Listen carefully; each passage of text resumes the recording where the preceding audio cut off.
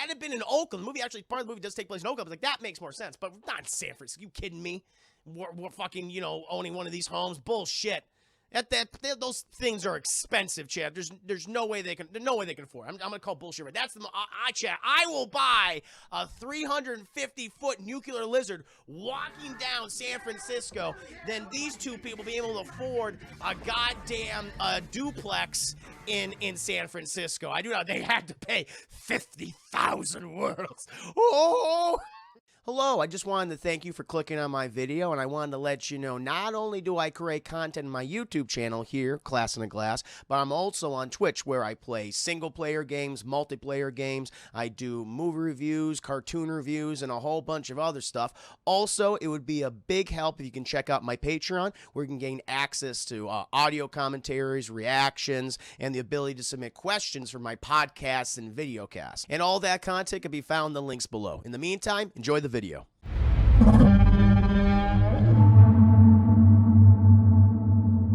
Now, chat, we gotta get down to the nitty-gritty details, chat. We have to go ahead. We gotta go ahead and move on. Thank you, Judas, for 100 biddies. You got me in trouble, Chris. Still watching the Star Cup broken down scene by scene by scene. Breakdown was awesome.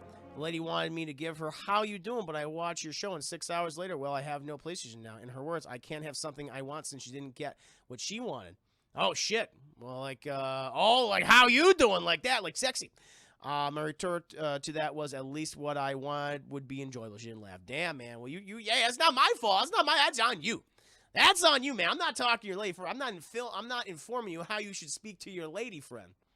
Thank you, 100 biddies, though. I do appreciate that. And thank you, Film Freak. Welcome to stream. Hope you're doing very well. Good to see you.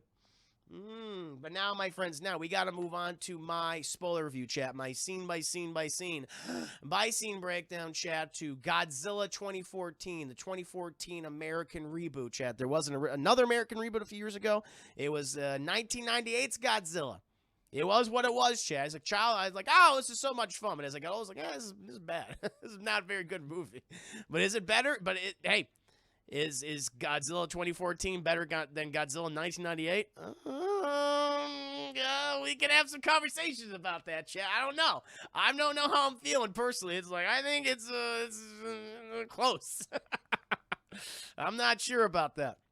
But, chat, typically, before I go ahead and get into the nitty-gritty details talking about this film, talking about its background, how I'm feeling about certain scenes, I want to ask you a very important question. How many of you have seen Godzilla 2014, chat? The second American reboot of Toho's favorite son, of Japan's favorite monster in kaiju, Godzilla.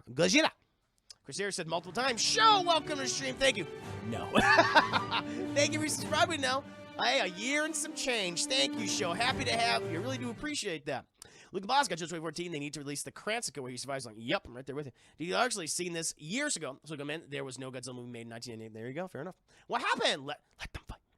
So Goodman says, call me Hazel. Nope. So Goodman, I have. I'm at a burger. I've seen the original King Kong versus Godzilla, and Godzilla's the Smog Monster. Oh, Hidari. Yeah. That was a goofy one. With a very important environmental message.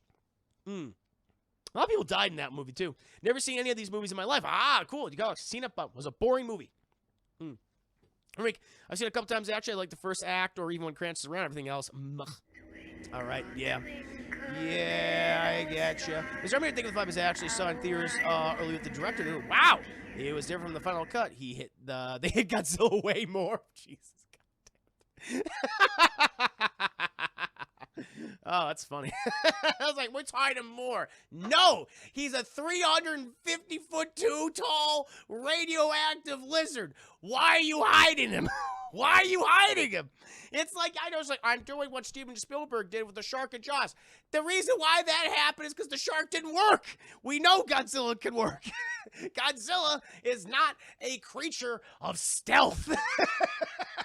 He doesn't come up on you. He doesn't sneak up on you. A 350-foot tall, 50,000-ton lizard cannot do that. Stop treating him like that. It's stupid. Oh, my God. Oh, Jesus Christ, yeah. Oh, I was never during my screen. They showed his foot and someone stood up and screamed, I swear. Ah! I'm sure. He got a big fucking foot. He got some cankles, chat. He got some cankles. Oh, did I say a 352 tall? I'm supposed to say your name, man. 350-foot tall radioactive lizard, chat. How the fuck are you gonna hide that? Thank you, Chris Harris, for the 5 biddies. So a lot of you have seen this movie. I, too, chat, have seen this film. Last time I saw it was in 2014. I'm gonna tell you right now, I was really excited for this movie, chat. But before this, when there was talk about doing a reboot back in like, it was like 2010, 2011. It was a while. This is when they brought on Gareth Edwards, who had done that Monsters movie, which is an interesting film. But I realize now, it's like, oh shit, now I could totally see this. He has the same like structure. That movie has the same kind of structure to me as Godzilla, where it's like it takes place in Mexico. You follow these people, and they're trying to escape these monsters. They're going to this whatever location. It's like whatever. And like these creatures may have landed because of aliens or something, or aliens brought them or whatever. And through so much of the film, you like know there's creatures around, but they never show you. Only show you like part of them. And it's like, I get it was to keep the budget down. It was like, oh, it's being artistic and everything, but still, it's like, god damn it. I realize now that's what I didn't know that's what he was going to adhere to throughout the entirety of Godzilla. I didn't think that was a bit of a mistake. But the thing is, that when he was hired, I was like, oh, okay, Gareth Edwards. Hey, this is his first big break.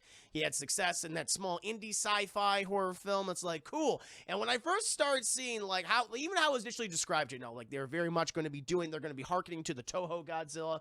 He's going to be huge. He's going to be the biggest Godzilla we ever had yet, 350 feet tall. The original one, chat, wasn't he like 50 feet tall?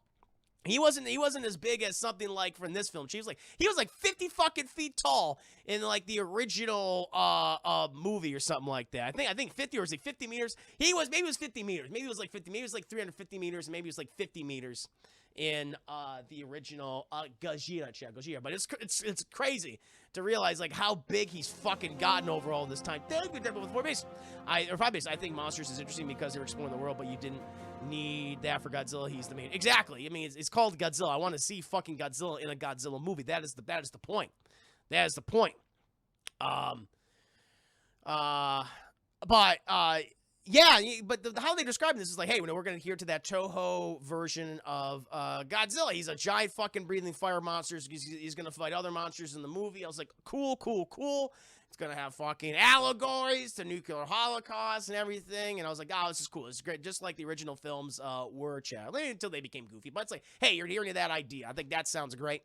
And then the marketing movie came out, chat, and I think I and a lot of other people were very impressed with the marketing, chat. How ominous it was, how scary. I think everyone will remember like that. Some of the first teasers, like you saw like the skyscraper coming down, and you saw like Godzilla in the wreckage and roaring, chat. You saw like his shadow, his silhouette, and then there was the other one with the halo drop, chat, which is so beautiful. Which is a great scene. There's a lot of beautiful imagery in this movie, chat. A lot of haunting imagery in this movie. I'm always going to give credit for that. Where you have fucking Alan Taylor Johnson, chat, and the rest of his boys, and the soldier boys, jumping out of the fucking airplane, chat. They're going towards San Francisco, and you see Godzilla. It's like, holy shit, like in the cloud, in the clouds, and the smoke, and the red lighting, the red smoke. It's like, it's very, very ominous and scary looking. And then all the marketing for the movie I thought was great. Selling it on Bryan Cranston basically narrating all the trailers. It's like, it wasn't a nuclear disaster. It wasn't a man-made accident. You're hiding something, and I want to know. It's like, all of that was great. Aaron Taylor Johnson was barely in the fucking trailers. I'm not blaming him. It's not his fault. He got a shit character. But I remember like how they marketed this. Oh, wow. Bryan Cranston coming right off of Breaking Bad. Didn't Breaking Bad like end in 2012, 2013? So it was right off of that. It's like, oh, cool. Fucking Walter White v. Godzilla. That's what I need right now. Put it inside my tummy. Put it inside me. So I could not wait. Every time they show Godzilla trailers, how scary he was, that roar, that all that. I was like, yes, and he was so loud. Even this roar, his very fucking roar, chat, was just snapping wire. That's how the force. It just looks so cool. People were saying he looks thick, he looks chunky. I was like, hey man, I'll take a thick, chunky Godzilla. I'll take a thick, chunky Godzuki. I don't mind that. Godzilla's got curves now. I don't mind that, chat. You know I like curves. No problem at all with that. And so I was very excited to see this movie. It's like, looks like they are doing this right. Looks like it's going to be a super, super fun. It's going to be big old monster battles. Cannot wait. You know, it's going to be a disaster movie too on top of it. Great. Let's go ahead and see this film. And I saw it, Chad. I saw it. And, you know, the beginning, like even how it starts out, I'll talk about in a bit. It's like really cool beginning. Everything in Bryan Cranston setting up the stakes.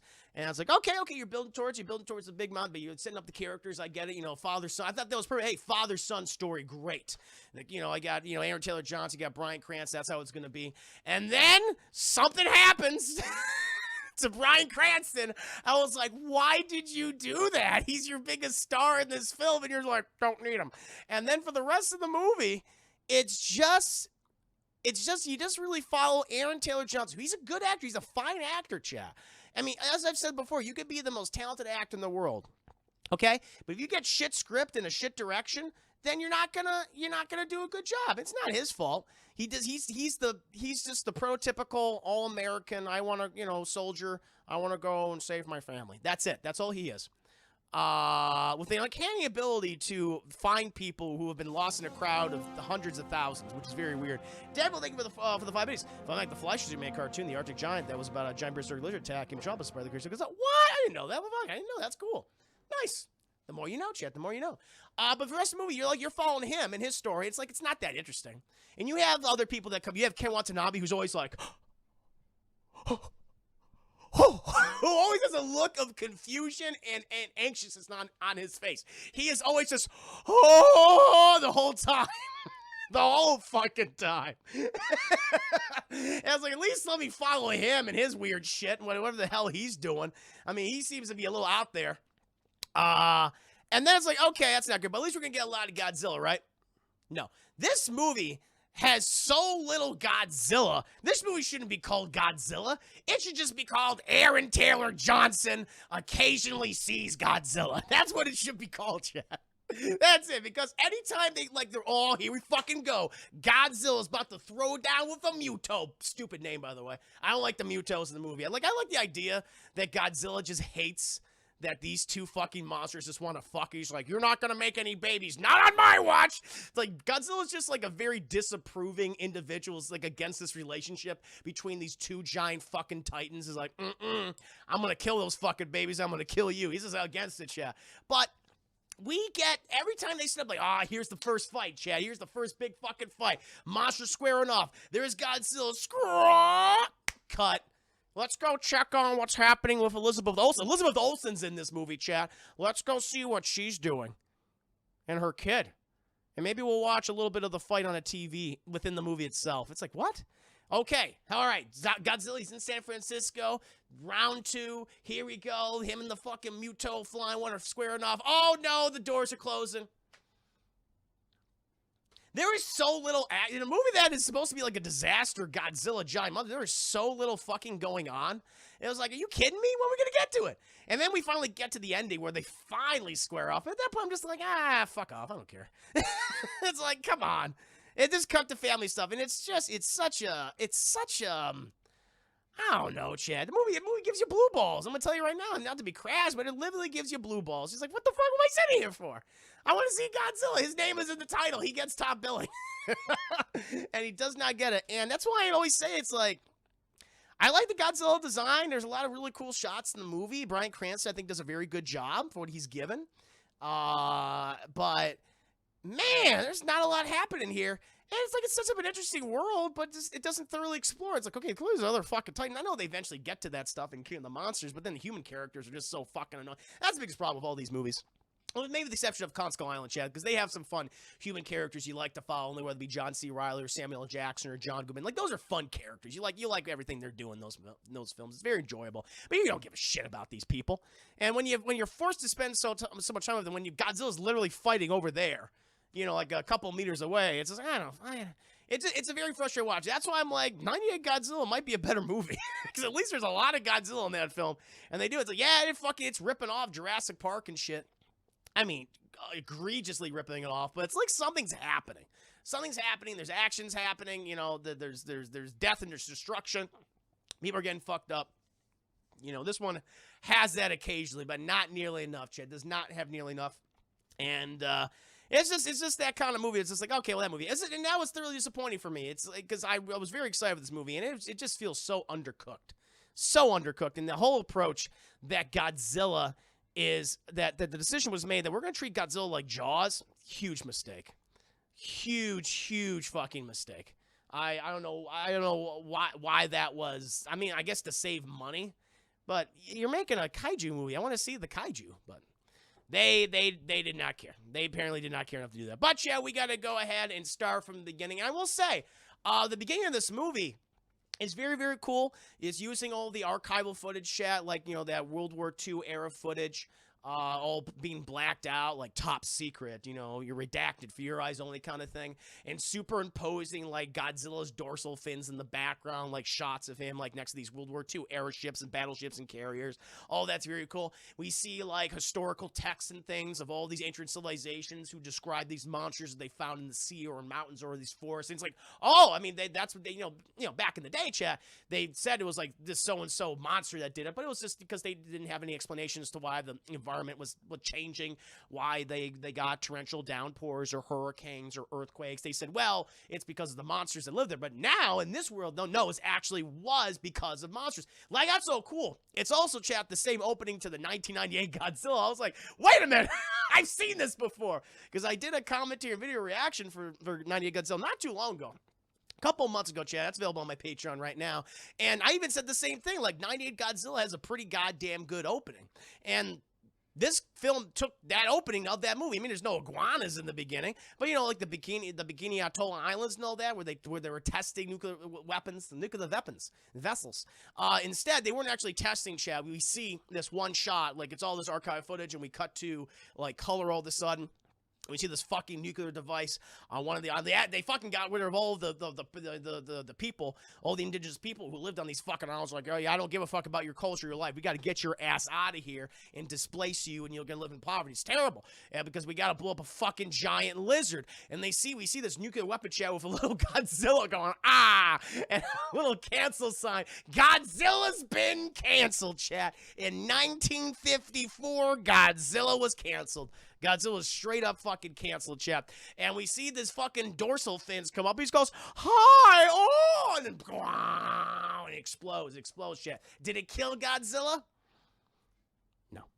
Didn't kill him, chat. He was like, oh, what the fuck was that? Oh, I'm sunbathing. I love that. Give me that sweet, sweet nuclear radiation. Didn't bother him at all, chat. And then we cut to 1998. No, 99. They were like, we can't do 98. Let's cut to cancel Godzilla, chat. Hashtag cancel Godzilla, chat. We cut to the year 1999, chat, and we are inside a helicopter with Ken Watanabe, who's playing the character of Dr. Serizawa, chat. Now, Serizawa the character has been in several Godzilla films in the past, or at least his family members have. The original character of Dr. Serizawa, chat, was in the 1954 Godzilla film. He was pretty much the main character of the movie, where he was the one who the government was begging, both the Japanese government and the American government were begging to deploy his new invention he had created, chat, which is a weapon of mass destruction called the Oxygen Destroyer, chat. It killed the original Godzilla, but he was afraid that the Oxygen Destroyer would be used in the future, and so he burned all of his original notes, and he actually killed himself. Like he was also experienced Godzilla's death with Godzilla himself, where they had to deploy underwater, and it basically oxidized the water and drowned Godzilla, basically drowned him, Chad, and he also too died. And it's funny, there's a great movie called, this is my favorite Godzilla movie of all time, called Godzilla vs. Destroyer, which you can almost look at as a direct sequel to that original 54 film. Where the Oxygen Destroyer, chat, even though it did kill Godzilla, it metastasized in such a way and created a new organism. And it created the Kaiju Destroyer, chat. And so even though Dr. Serizawa, he didn't want to cause more destruction, he inevitably does, sadly. That's sadly his legacy. I mean, he didn't intend to, chat, but he's like, hey, nuclear weapons, these weapons of mass destruction, you're awful. And it just, this thing gestated for, God, 50 years until it became something even worse, and the new Godzilla inevitably fought you. Great movie. It's a great movie. It's a great callback to the original 54 Godzilla. That's why I always say, like, watch the 54 Godzilla and then watch Godzilla vs. Destroy. I really like how you can both see. It's like, oh shit, they kind of connect in all these really cool ways. You see his wife, the original like character who played his wife in the movie, also makes a cameo in the film and said, this shit's fucked up. No. But we see a new person playing Dr. Serizawa, chat, and in his Ken Watanabe, and he has one fucking expression in the movie.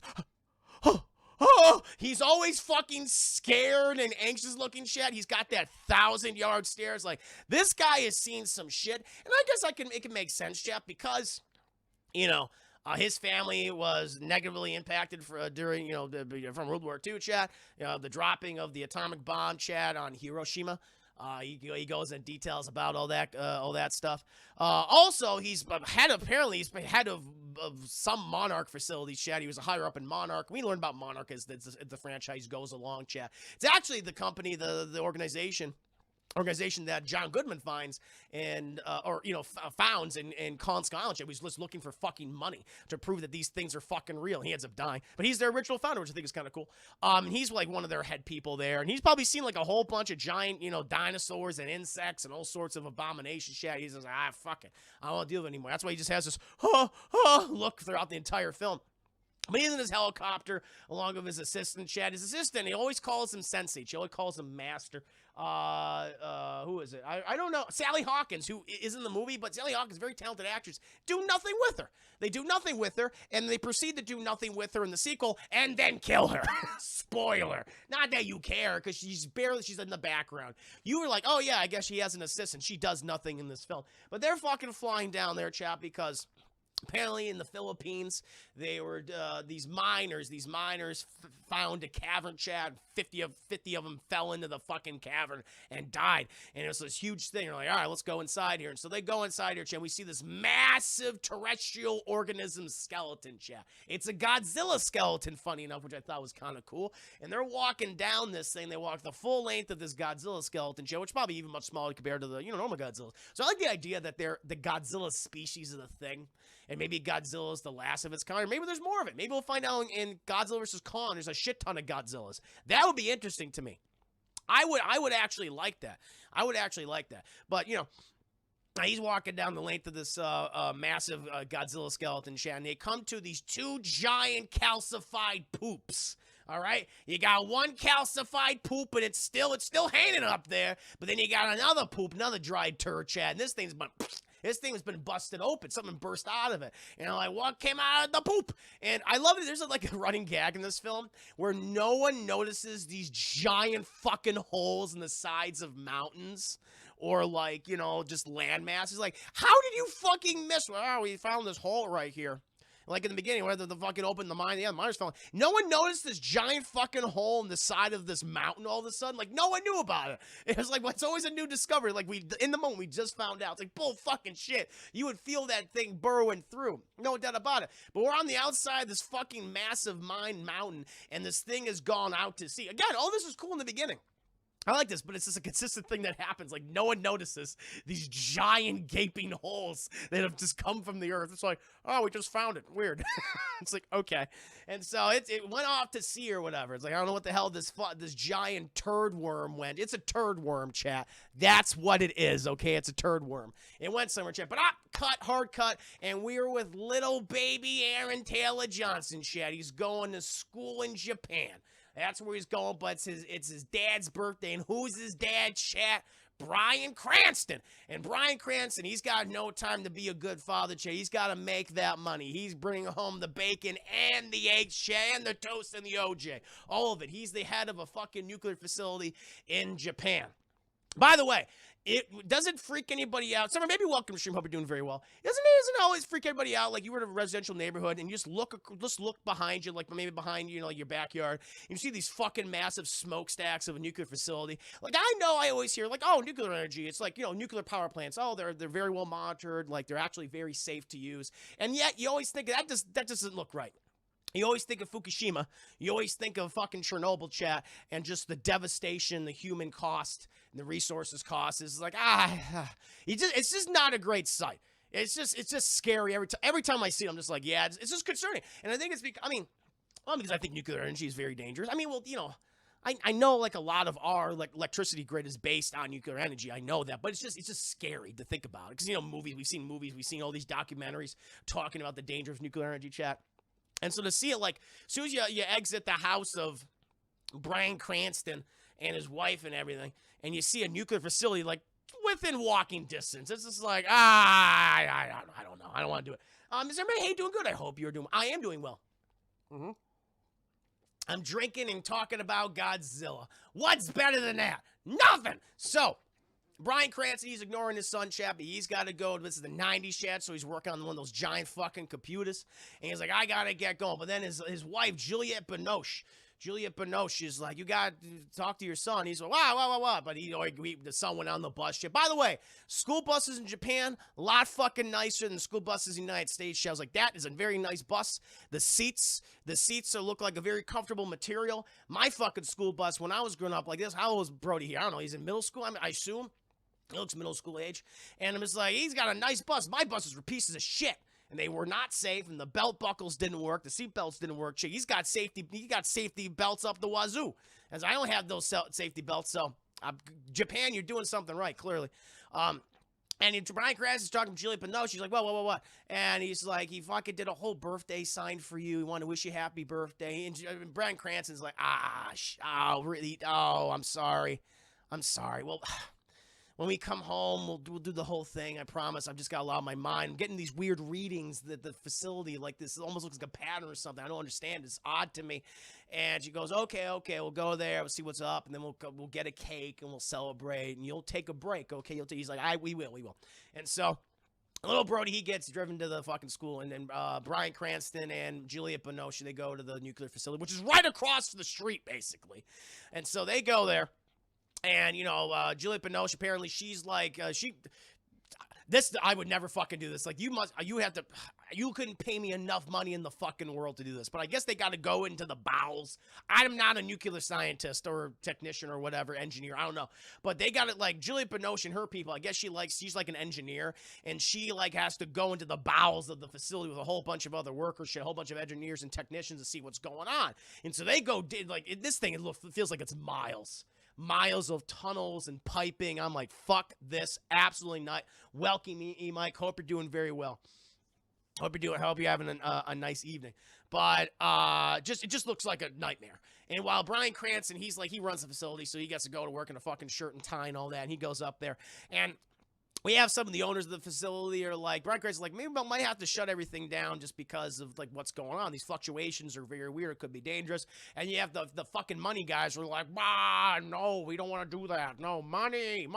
And then boom, they start hearing these weird like earthquakes, these weird reverberations. It's like something's making sounds, and it's not going to the nuclear facility. And all of a sudden they hear boom, they hear another boom, chat, and the whole thing starts shaking. They're like, oh my god. And they're like, system malfunction, system failure. We gotta fucking seal the facility so the nuclear radiation doesn't go out, so it doesn't create like a Fukushima incident, chat. And they're like, holy shit, or Chernobyl. Well, this time they said Chernobyl because Fukushima hasn't happened yet. But you get what I'm saying. And so he's like, fuck, my wife's down there, my wife. And so he runs down there. Jimmy, like, this fucking horrifying. We cut to, this is very good at the beginning of the film, chat. I'm really liking all this. This is great. It's working for me. We cut to Juliette Binoche and her people, and they see all the nuclear radiation just coming at them, Chad. It's personified. It's like this weird, like, smoke shit that's like, it's like billowing towards him. It's like, fuck that. And they all take off running. So you're not going to fucking outrun nuclear smoke.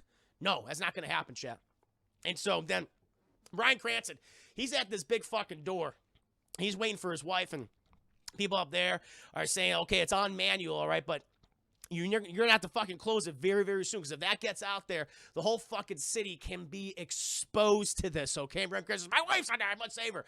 And fucking, we cut to Juliette Binoche and her people, and her fucking derpy people, they're fucking tripping over their own feet. If you tripped over, you're like, get out of my way. You have this one guy who was just like, get out of my fucking way. And he pushed Juliette Binoche, and she hit somebody. They all toppled over each other, and she's trying to help this poor sad sack up. He's like, nah, you should have he's going to get radiated, chat. He's going to get microwaved from the inside out, baby. He's going to be a hot pocket. That's his future, chat. He'll be a hot pocket. And so, oh no! And then the thing is like, it's like right next to him, chat. We then cut to Bryan Cranston And he's still waiting. He's like trying to call his wife, but he keeps hearing static. But all he sees the microwave energy, Chad, the radioactive hot pocket energy coming at him. He's like, no, hot pocket, and he closes it, Chad. He closes it, Chad, before the hot pocket energy can get him. And he's like, oh, and this great performance by Bryan Cranston. He's like, oh, he's crying and shit. And eventually he hears a knocking on the thing. He hears a knocking, and he sees all the fucking people are like, we're turning into hot pockets. No, it's like they literally are, Chad. It's not looking good. Not looking good. And then his wife shows up there, and she's like, oh, and he's like, fucking take care of our boy, Aaron Taylor Johnson. He's like, I will. And then these other big blast doors like close, and boom. Last he ever sees his wife, last he's ever seen. You're not gonna be able to get the bodies. They're gonna be too irradiated, so they're fucked. They're fucked. Meanwhile, the whole place starts coming down, Chad. Thank you for the 5 minutes. They actually brought Frank Darabont in to do punch-up. This is one of his big scenes. It's also what made Cranston Manila want to do the movie. Yeah, it's a good scene. I wish it could have been consistently like that throughout the entire film, but it is a very good scene in the opening. The first third of the movie is probably the best. XR Gaming, welcome. Thank you so much for resubscribing. Hope you're doing very well, XR Gaming. Chat, please do check out XR Gaming channel. Elwing Adore, welcome to stream. Hope you're having a very nice evening. Currently in the middle of my review for Godzilla 2014. Bryan Cranston's wife is a hot pocket, and so he's like, I gotta run now. I don't like hot pockets. And then we cut to fucking little baby Bryan Cranston, Chandler Taylor Johnson. He sees the whole nuclear facility is being destroyed. It's like, what's causing this? We don't know. They start evacuating all the fucking kids, chat. You know, and they're all going out there. But he's like, no. And then we see Bryan Cranston, and he's like, fucking Jesus. Like, everyone's just getting out of the facility. Chances just folding on some of the smokestacks. I feel like if the smokestacks fall over, you're fucked. It feels like all the stuff is in there, right? Or it's in the bottom. And it feels like when the smokestacks go, that's like, all right, there's nuclear radiation. We're all hot pockets at this point, Chad. No fucking thank you. I'm Xavier. Thank you so much. Thank you so much for 14 months, 12 months and some change. A full year and some change. Thank you. I'm Xavier. Cheers and salute to you. Hope you're doing very well. And so then Chad, we're like, oh, destroyed. Cuts 15 years later. 15 years later. Fucking little baby Aaron Taylor Johnson's now regular Aaron Taylor Johnson, Chad. He's just got done doing a 14-month deployment somewhere, Chad. I assume somewhere in the Middle East, Afghanistan, Iraq, perhaps, Chad. That's what I'm thinking at the very least. And he has one of his buddies, soldier buddies, to say, hey, man. And, like, when you finally get home, just take it slow. You haven't seen your wife in 14 months. There's going to be some awkward. I actually like this. It's like there's going to be some awkward moments. There's going to be some awkward moments with you and her, you know, with your kid. It's going to be weird, but just take it in stride. Just have a good time. Do fun things. You'll be good. I imagine this is what a lot of military families have to do, Chad. We have, you have the mothers or dads are coming home from active duty, chat, and you gotta acclimate to life again. People haven't seen you for many months or well over a year. It's fucked up, and it takes time to get, back to any sense of normalcy. It almost doesn't feel real. And so I kind of like that. I kind of like that they established it. Thank you, Dr. Mysterio. Good day to you. Welcome to stream. Currently reviewing Godzilla 2014. Bryan Cranston's wife is a hot pocket now. But and we cut to fucking Aaron Taylor Johnson. This was like, all right, I don't believe this for a second. I don't believe for a second, Jake. He lives in San Francisco, California. His wife is a nurse. He works in the military. There's no fucking way. You need to be super fucking wealthy to afford to own a house in downtown San Francisco. How much do they have to pay for that? They definitely don't own it, so they're renting it. So what are they paying? Like $5,000, $6,000 a month? I don't know. But it feels like this is the one point where I'm like, I don't buy this at all. Had it been in Oakland, part of the movie does take place in Oakland. I was like, that makes more sense. But not in San Francisco. You kidding me? We're fucking, owning one of these homes. Bullshit. Those things are expensive, Chad. There's no way they can afford. I'm gonna call bullshit. Right? That's Chad. I will buy a 350-foot nuclear lizard walking down San Francisco than these two people being able to afford a goddamn duplex in San Francisco. I do not. They had to pay 50,000 worlds. Oh, now I should think it with 100 biddies. That shit ain't cheap. Exactly. I don't believe this. No. Cranston was selling kaiju meth. He was selling that kaiju meth. That Godzilla meth. It has a nice kick kick, chat. And so they're fucking bonding and shit. He sees his little kid there, little baby Aaron Taylor Johnson, Aaron Jr. We're gonna call him Aaron Jr. chat. And Aaron Taylor Johnson, his wife is Elizabeth Olsen, chat, which we will later see them, funny enough, in Avengers: Age of Ultron, which would come out a year later, I believe. I think, yeah, that's what else. So it's incestuous, chat. And they're bonding, him and the kid having a good time, tickle fights and all that, to put his little kid to bed. And the little kid says something that's very sad. She meant to tug at the heartstrings. And you guys like, will you be here tomorrow too, Dad? And he's like, yeah, buddy, yeah, no, yeah, we're gonna have a lot of fun. We're gonna go to the park. We're gonna get ice cream. It's gonna be great. But that's the awkwardness that comes in there. It's like, because your fucking kid hasn't seen you for 14 months. Hasn't seen you for a year and some change. So it's like, I like that. And it's like, it really it immerses you in what their life is like right now. The thing is, they should have been together constantly, the family. And the fact that you didn't have them together, it's just like, well, it takes away from the impact. And like, yeah, nothing will bring you back together like a traumatic fucking experience, shit. Tragedy and trauma will bring you back together like that. No question. I'm going to think of the military pays for plot holes. I would hope so. Think of the 15 minutes. So, yeah, and then him and fucking Elizabeth Olsen, they bond a little bit. And it's like, I would like to have seen them more together because they're separated for the majority of the film. They're here, and then that's it, and then it's right at the end of the movie. And Elizabeth Olsen gets nothing to do in this film. All she does is get to, there's a scene of her reacting to something on TV, and then her at the hospital saying, what do I do with my child? That's it. And that's it. Like, it's a waste of her talents. And I know this was her on the come up, of course. This was before she really broke it with various other roles, and where Wanda became this is even before Wanda. Actually, chat, Wanda Maximoff, the Scarlet Witch, of course. And so I get, hey, you're going to take what you can get. It's a big blockbuster film. They'll put your face out there. Totally understand it. But, yeah, they don't use her at all. They don't use her talents at all, including Aaron Taylor Johnson. But they're fucking bonding, chat. She's wearing these little short shorts. She's got a big old booty butt, and he starts grabbing the booty butt. They're kissing, all that. But, phone call. And apparently, chat, is from Japan.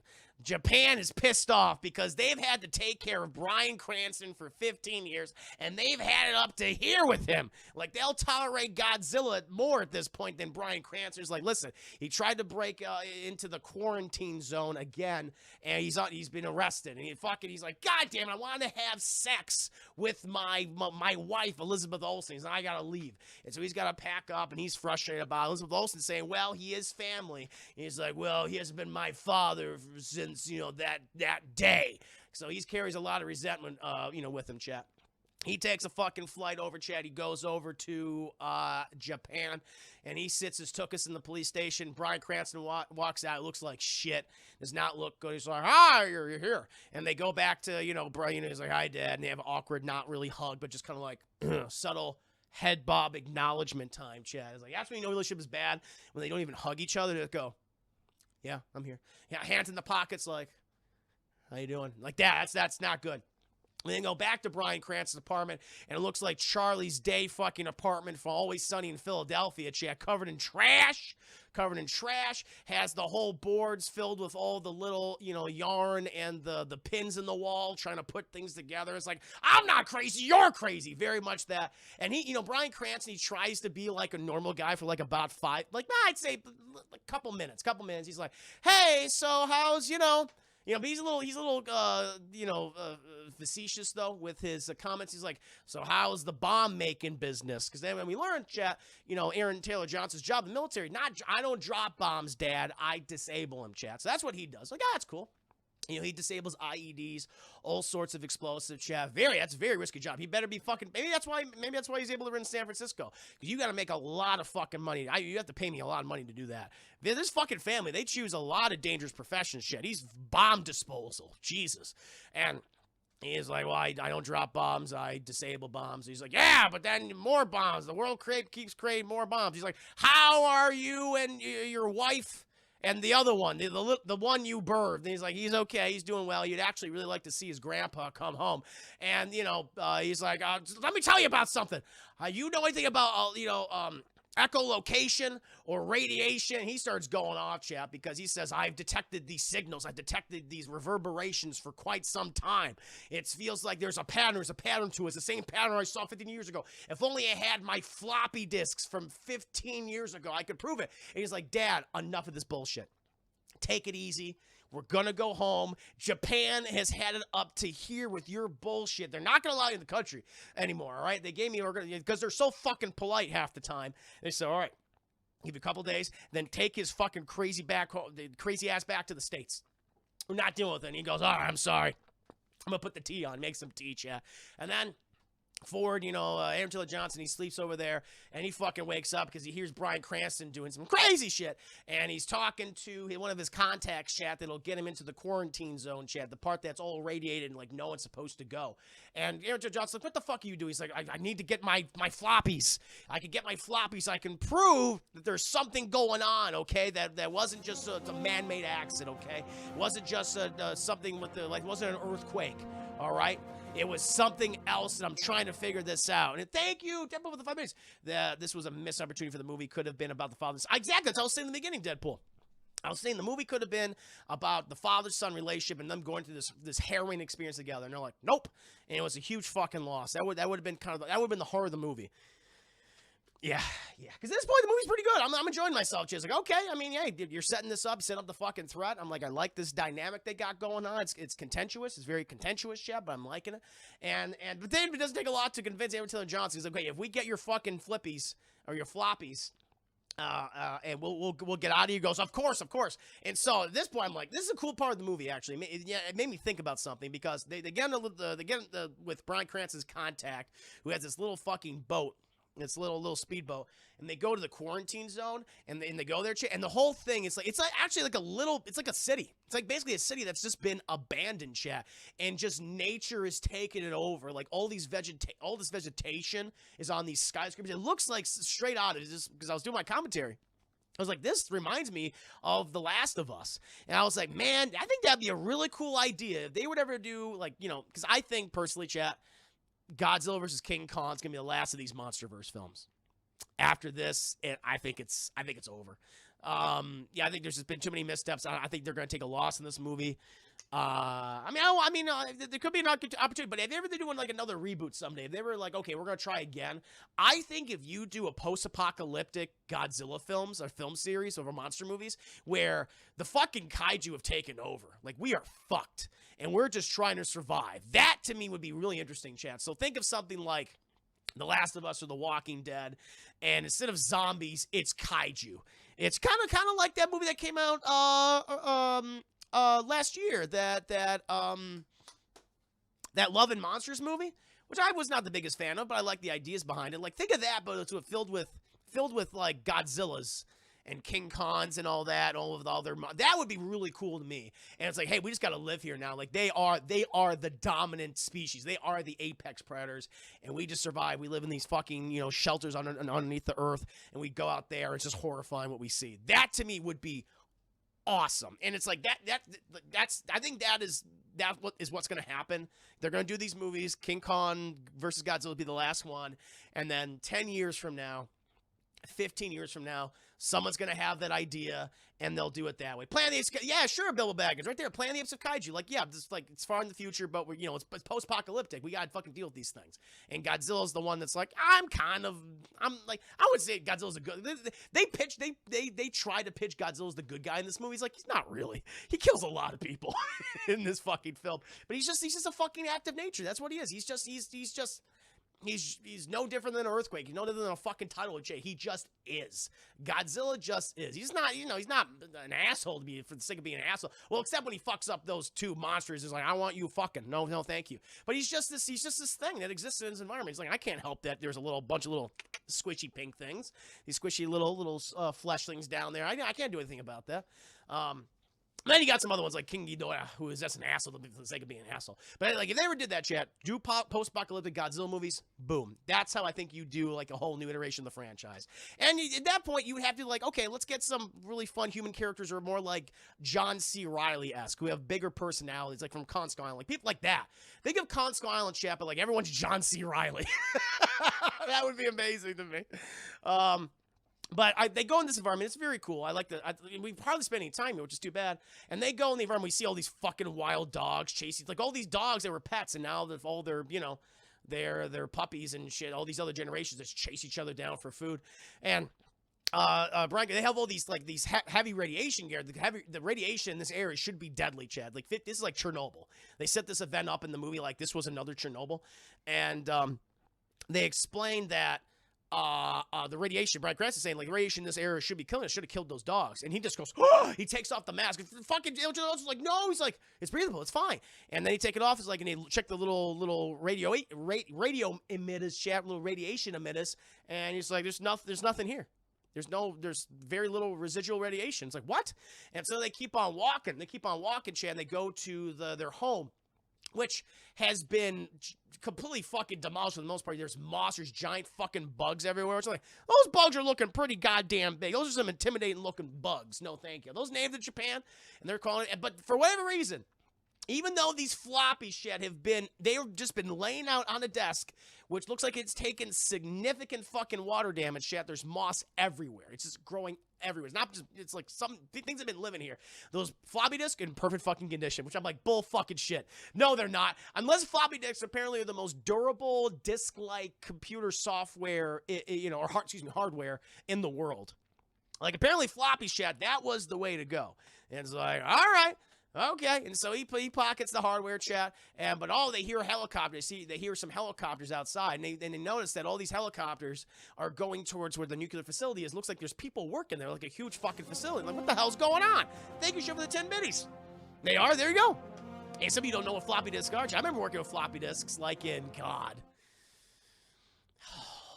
like elementary school. I remember, like, working with floppy disks in elementary school. And this is like first, second grade, maybe, when we were first using computers. Like each classroom would have a computer. That's how old I am, chat. Like eventually when I got to middle school, we had those, those Macs that, what's his name? That Steve Jobs, the ones with the colored, like they were all different colors and shit that he gave to all these schools. I remember using those, but like in elementary school, I remember working with floppy disks all the time. That's when they were first acclimating us to computer. I remember even my family had floppy disks.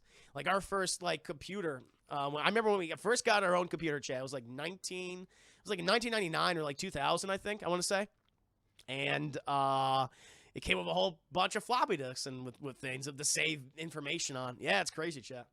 Yeah. Thank you again, Trevor, for the 10 biddies. Need Dark Slayer, unless he constantly replaced them, those who degrade. I figure they would. So it's like, all right. But they're in perfect working condition, apparently. And they see that someone's working at this giant fucking facility. There's all these lights, and then, all these cars fucking pull up, and they go, freeze! And they fucking take him in, They take him, I was like, oh, you're gonna fucking die now. You walked into something now, didn't you? And they take him to this facility, and they're in this fight. It's actually a great shot where they're in this truck, and like right outside the window, like Bryan Cranston sees like, holy fucking shit, it's a giant poop. Because in the middle of the nuclear facility shot, which once was the nuclear facility, is this giant calcified poop that has a heartbeat, chat. It's got this little orangey, like it's like almost like a little electricity being pumped through it. And it goes, ba-ba, ba-ba, ba-ba. Every time you see that shit, you see like a little orange light shoot through the calcified poop. And it's like a dog turd. It's like, what the fuck is going on? And eventually, we cut to Dr. Sarazawa just going, oh, the poop, it's doing something. It's like, uh-oh, what the hell's going on? And then fucking his assistant, chat, what's her name? Sally Hawkins, who's in the movie for some reason, says this guy's fucking freaking out. He has this information. And they see that it's whatever this poop is doing, chat. It's in this pattern, and apparently something might be answering back to it. It's like, what? That's weird. And so they go down to the little interrogation room, chat, which is a fucking broom closet, and we see the speech that Bryan Cranston did in the trailers. And like, it wasn't a natural accident. It wasn't an earthquake. Something happened, something attacked, and someone needs to tell me what's going on. Straight up that. And he's like, I know you're fucking looking at me. I'm not crazy. You're crazy. And eventually they let him out. And they're like, all right, well, fucking, like, listen, we're going to use your data. Like, some crazy shit's about to happen, okay? He's like, where's my son? Where's my son? And he's like, don't worry. He's under guard. We're going to take you back to the United States, but you need to get going. I'm going to take these floppy disks because we need. He's like, those are my floppy disks. Thank you for the biddy. You having to explain a floppy disk made me age another year. Some young bloods. I know, some young bloods in the chat. It's crazy. That just shows you how the young audience is. I think that's cool. Yeah. People think when they look at the save icon, like in Word, it's like, oh yeah, the save button. It's like, that's a floppy disk. That's what the save icon is. I think that's so funny. But you know, they go back up to the main console chat, and we see all these fucking little guys well, first of all, at this point, once the giant calcified poop is glowing and everything, and it's getting like faster, and it's like rhythmic, it's like this thing's about to be born, and you have all these guys on the ground, and you know they're saying like, ah shit, Dr. Sarazawa, what are we gonna do? Is like this thing comes out, we won't be able to fight it. He goes, okay, well let's just put a nice electrical fence. Like they have like wires. We're gonna kill it with electricity. So they put like this very thin electrical cables around it, chat, like over on top, and encircles it, and they just shoot a whole bunch of electricity inside of the poop, and it's like, oh, it's dead, and it goes beep, like no heartbeat, nothing. It's like, oh, all right. And so then we get all these fucking schmucks like, make sure it's dead. Make sure to double tap. And he sends all these red shirts, and they all go outside to check what's going on this thing. And it's all a bunch of goop in there. But uh-oh, what comes out of the poop goop, chat? A fucking Muto. And I'll tell you right now, chat, the Muto, like people were speculating, like, what was this creature? One of these creatures in the new Godzilla movie back in 2014, before the movie even came out. He's like, oh, is this Mothra? Is this Rodan? And this is a new creature. And it's like, wow, what an uninteresting design. It's a big gray bug. It's a big gray bug. I was like, well, if you're going to use like a bug design, then use something like the Kumonga, like the giant spider from all the older Godzilla films. Like, let's do a giant fucking creepy spider, you know? Let's do the giant praying mantises. Let's get some giant bugs in here. It's Jet Jaguar. It's Jet Jaguar that comes out. Ah, that would have been amazing. They look like step ladders. I never thought of it that way. But they're just such a generic, boring design.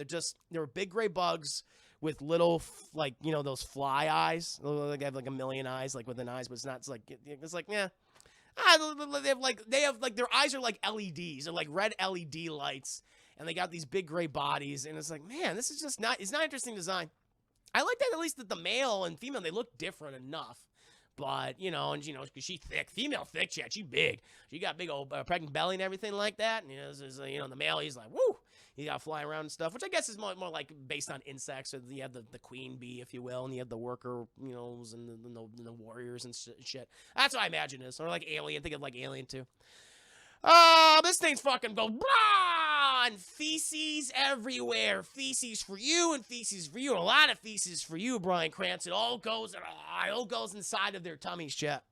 And this thing just starts stomping around. And apparently they're like, shoot off more electricity, but that doesn't fucking work. And it just empowers it, chat. It's like, I love it in this movie. They're like, these things feed off electricity and radiation. Let's fucking blow them up with a radioactive bomb. It's like, that's not how that's gonna work. So they're just feeding this thing more energy. And it can release an EMP, chat. And it goes boom, and it turns off all the fucking electricity, chat. All their vehicles, everything just stops. We're like, oh, that's not good. Meanwhile, Bryan Cranston, he's seeing all this shit, and he's like, holy fucking shit. We see these workers running away from this thing going, oh, he's like, wait, no, and they get smushed. They got fucking smushed by Muto #1, chat, male Muto. Which, by the way, Muto, let's see what Muto stands. I should probably tell you what Muto stands for. They change it. They don't say Muto ever again. They just changed them to Titans because everyone forgot what Muto stands for.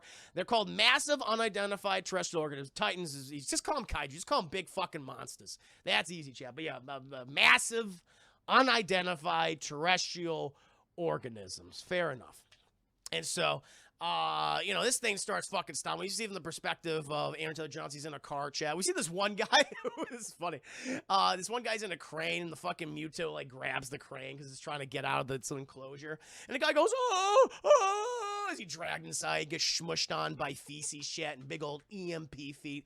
And he starts fucking walking. And it passes over, you know, Aaron Taylor Johnson, and goes boom, and it hits Bryan Cranston. Bryan Cranston, look, he got fucked up too bad because he hit the walkway. Bryan Cranston kind of fell over, and I was like, all right. So he had like, I mean, it was like a 2-story drop. I mean, I could kill you, but still, it was like, it was far away. It didn't look too bad.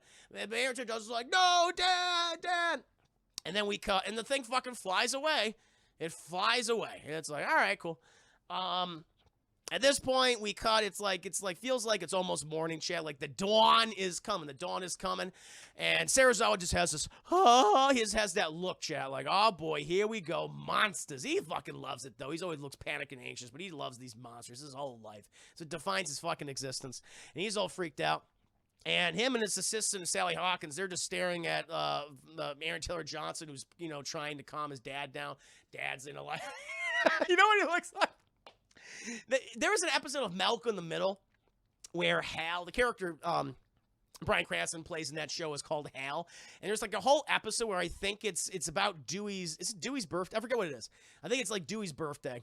And he has like a panic attack, and these medical staff, he's like in an ambulance, and they put him in this giant, like seriously, like this whole thing where it's like encasing his body and his head.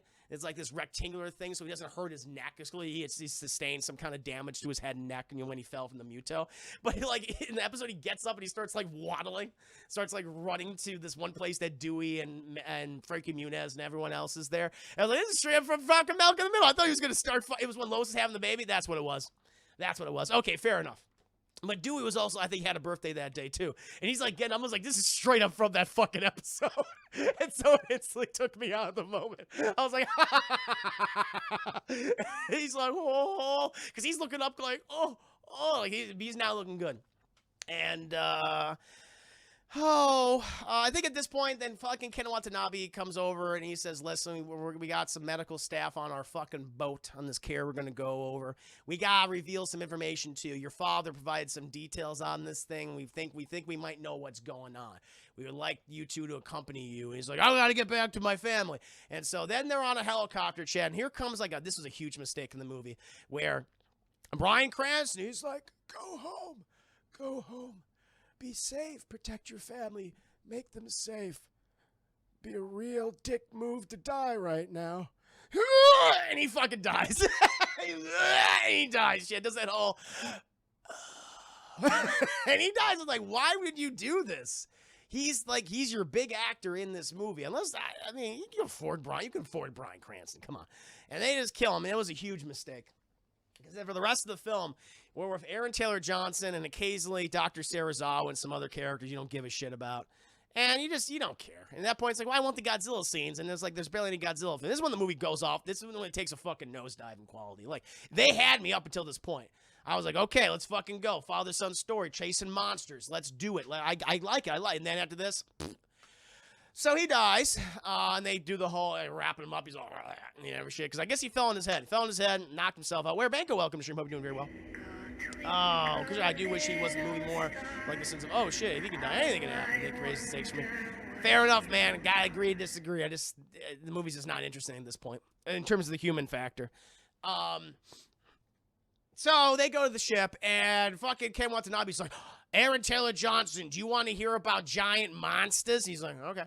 And so they go to this fucking room. He's like, listen, we believe this thing, whatever this Muto, if you will, massive terrestrial organism monster. That's what I'm calling it now, chat. You think it was calling out to something, and we've already sent some people over to check on what it's doing. They're hearing some type of echolocation. Your father studied echolocation, right? Actually, remember what your father said? I love it. Aaron Taylor Johnson's like, I don't remember anything. I thought he was fucking crazy, but he talked about echolocation and going, that's it. We got to put our guys on there. We think we heard something coming from Nevada.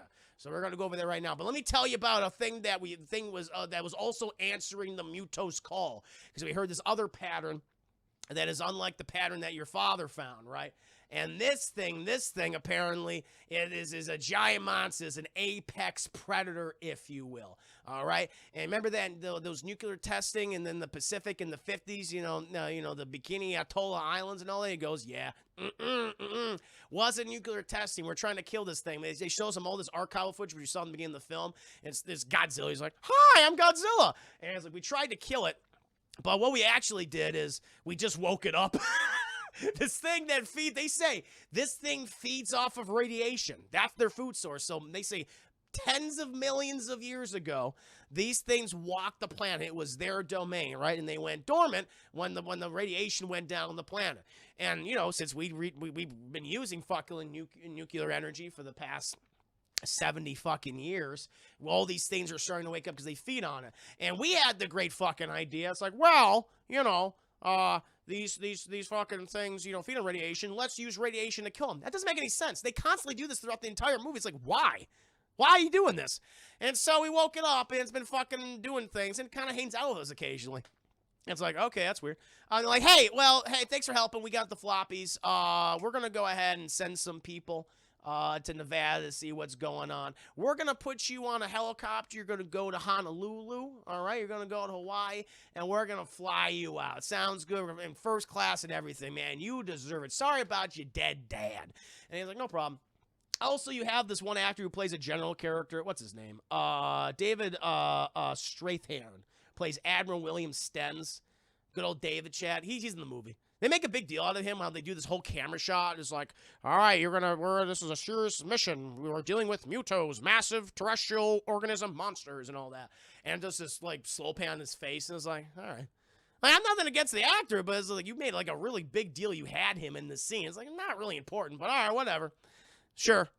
And we gotta hunt these things down. But then, they get reading shows. So they fucking send Aaron Taylor Johnson. He's going to Hawaii. He's gonna fly out to San Francisco and be with his family. But then they say, sir, we have some readings. It's him. And fucking he's like, we gotta go up. And so they see Chat. That's right. I think do they park in the bay here? I forget how they do it. No. And so, because they're all parked like out in Hawaii and everything. They're like right off the coast and shit. And we see Aaron Taylor Johnson. He's at the airport, and there's this whole fucking scene with him sitting in like a cable car. He's going over his plane, and he's just sitting there. And then you got this one derpy kid who just like doesn't understand that you got to get off the fucking cable car and go with your parents, and he doesn't. He's like, mom, dad, and they're all separating. And then Aaron Taylor Johnson just starts touching the kid, going, it's okay. I'm gonna help him. It's like, don't touch the kid. We're gonna come back around. I don't know you. Don't be touching my kid. Take it easy. He's like, don't worry, buddy. You're gonna sit right here in my lap, and I'll take it back to your parents. Meanwhile, fucking General David, he's like, because apparently the Russians, one of their subs got attacked, and it's pinning somewhere in Hawaii, which is weird, and apparently it's on land. I'm like, okay, and so they send the squad of a squad. I love it, Chad. This is a giant, like, how they address these situations in this movie is, like, very, like, unprepared.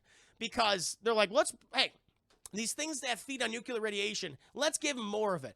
We're going to have you fight against these things. Let's send a squad of soldiers. What? And so they send this very small squad, bad touch, stranger danger.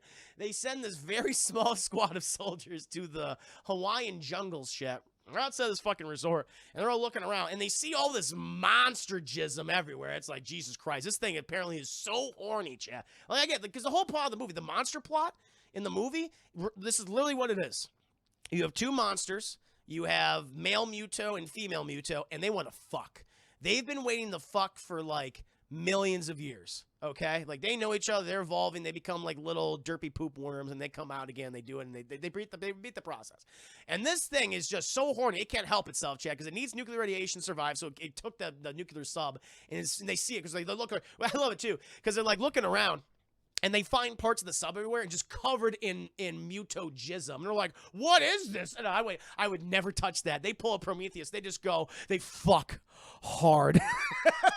And they just touch this jism. And they're like, what is that? I would never touch that. I would never do that. It's like, fuck that. I'm like, well, I'm dead.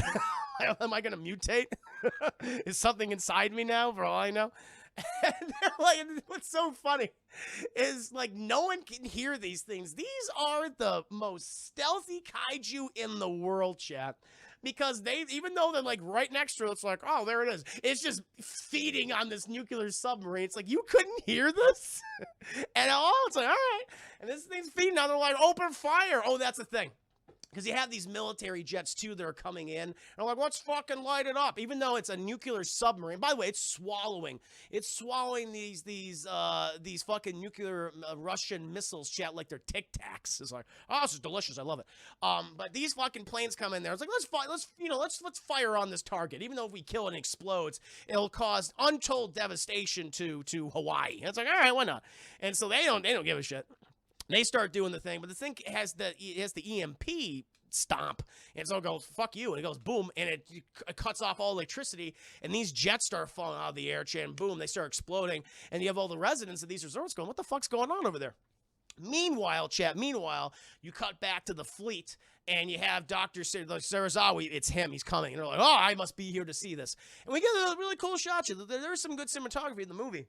where he goes on top of the deck and we see the giant fucking dorsal fins of Godzilla, but it's not even his main fins. It's actually his tail spikes coming out of the water. And he's like, he's gonna go right through, but no, he goes, I got like that. Godzilla's like, hey, I got you, man.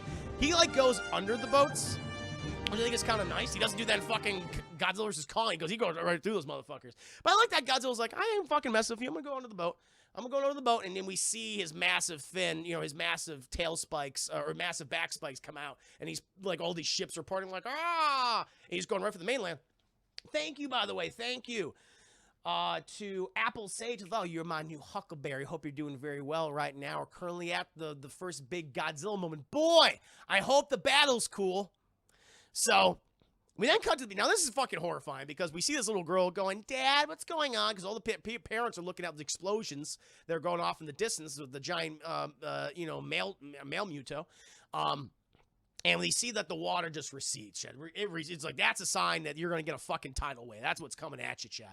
Like, that is really bad. And the dad knows this. He's like, fuck! And he grabs the kid. By the way, a lot of these people die right here. There's a lot of old people. There's old people that say, hey, we're retired. We've saved up. They're going on a Honolulu vacation. We're going on a Hawaiian vacation. We're going to spend 2-3 weeks there, just enjoy ourselves, in our twilight years. And they just fucking die. It's like, Jesus Christ, Godzilla. And so only people start fucking running because they figure out what's actually going on. We hear this, and then we see, like, the giant tidal wave just start coming, Chad. So the water recedes, and boom, it's coming. And we see this dog going, arf, arf, arf, arf. The dog takes off fucking running. It's like, oh, it's good. It's, I think the dog dies. We've not seen the dog survive, by the way. I don't know if the dog lives. It's running faster than the people, but for all I know, the tidal wave caught it. The dad, however, and the daughter, they go and they fucking serpentining and then shit, and they go inside one of the department stores. They close the fucking door. All these people they're not fucking smart, not dumb, they're not smart, Chad. They're dumb. And you see them go, boom, they get hit by that fucking tidal wave, and it just rips their skin and clothes off. It's like, Jesus Christ, all those old motherfuckers are dead, no doubt about it. We also have some military guys on these rooftops. I like how we see the perspective of people like outside their apartments, like looking down, seeing all the devastation. Like, this is all cool. I like this. It's like, to me, Godzilla, like, it's hard to sell Godzilla as a force for good when his fucking, like, he is, look, his collateral damage is like the same as Superman Man of Steel. He kills so many people in this movie, which is fine. I don't have a problem with that. The movie tries to like, oh, he's savior of our city. It's like, no, he's not. He's a force of nature. Treat him that. He's not evil. He's not good. He's just there. He just is. That's why I think you can only do like a modern day Godzilla film. Unless you're doing a personified Godzilla and doing a thumbs up at the end of the movie. Like, it's hard to sell that. He's not trying to do anything. He's just getting. That's what I'm saying. I'm just saying. That's what he is, though. He's just a big fucking thing. He doesn't know what he's doing. He just wants. I want to stop that thing from fucking the other things. I don't like it. I mean, I'm not saying he's evil, but the movie tries to present him at the end of the film as he's a savior of mankind. It's like, I don't think so. I don't think he's God. You know what Godzilla's in it for? Godzilla. Whatever works for Godzilla works for Godzilla. I don't give a fuck about the rest of you little squishy squish. Doesn't care about you. So. We see these military guys. We see this cool shot. They shooting all these fucking flare guns. They go up, and we see this fucking giant just bulk just heading towards like, oh, that's Godzilla, baby. That's Godzilla. Good shot. We then cut back to the airport. Also, because the EMP blast from the Muto earlier shut down the tram. So it was off for a little while, and the kid was like, he was freaking out. I was like, don't worry, it's going to come back on. So it comes back on. I'm like, yay, it came back on. I can't wait to get to my flight. And then right down the tram track, fucking Muto's just like, what the fuck is this? It's just stomping around and shit. And they're like, oh! Like, I love the people can't do anything. They're literally stuck on this tram, and it's going right towards the Muto. And you have the military coming in there with their jets, and they're shooting the thing. Even though they know about the EMP, but, oh, witness! Oh, witness me! Double toasted, thank you for the raid. Oh, Nick Diaz, Chat Tech, thank you so much for that, my friend. Nick Diaz, Chat Tech, one of the backbones of the DT community. Make sure that the goddamn wheels don't fall off the goddamn cart. Thank you for your generosity, good sir. Hope you're doing very, very well. Welcome. Yes, doing my review for Godzilla 2014. Don't think Godzilla's a hero, push hard in 60s. Oh, no, he did. They definitely did. No question about it. But, like, for this version, like, what we've seen so far, it's hard to pitch him as a hero because he's fucking killing so many people. Again, this is what he does. Not saying he's evil for it, just saying that's what he is. He's a creature. He's You're the shit, goddamn card. Thank you. No, thank you so much, Nick Diaz. Chat, please do check out the Chat Attack. Give him a follow. Give him a subscription. Check out the content, chat. Would appreciate it. Cheers and salute you, my friend. But this problem, no problem. Chris is one of my favorite. Well, thank you, man. You too, Nick Diaz. You too. Thank you.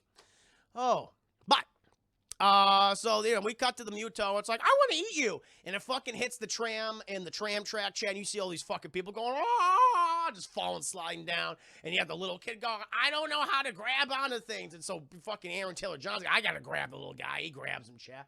It's like good. It was good touch though. Good touch. At this point, like, this does not look good. This does not look good. But they're holding on for dear fucking life at this point. And the thing is, like, the military jets are coming in. They distract the Muto, so he steps away from the tram track, and they fire on him. And he does the EMP blast, Chad, and the fucking jets, they come crashing down.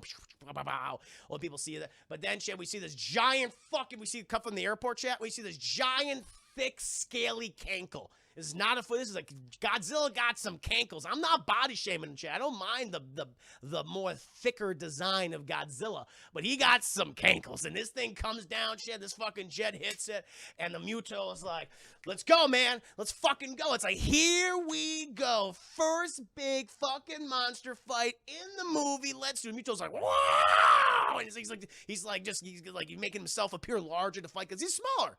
He's not as big as his lady, Chad, as his thick-thighed lady that we see later in the movie. Like, he's a little smaller, but he's like, I got some shit, let's go. And then we just pan up, Chad, down. And we pan up to Godzilla, and Godzilla just, cut. And it cuts.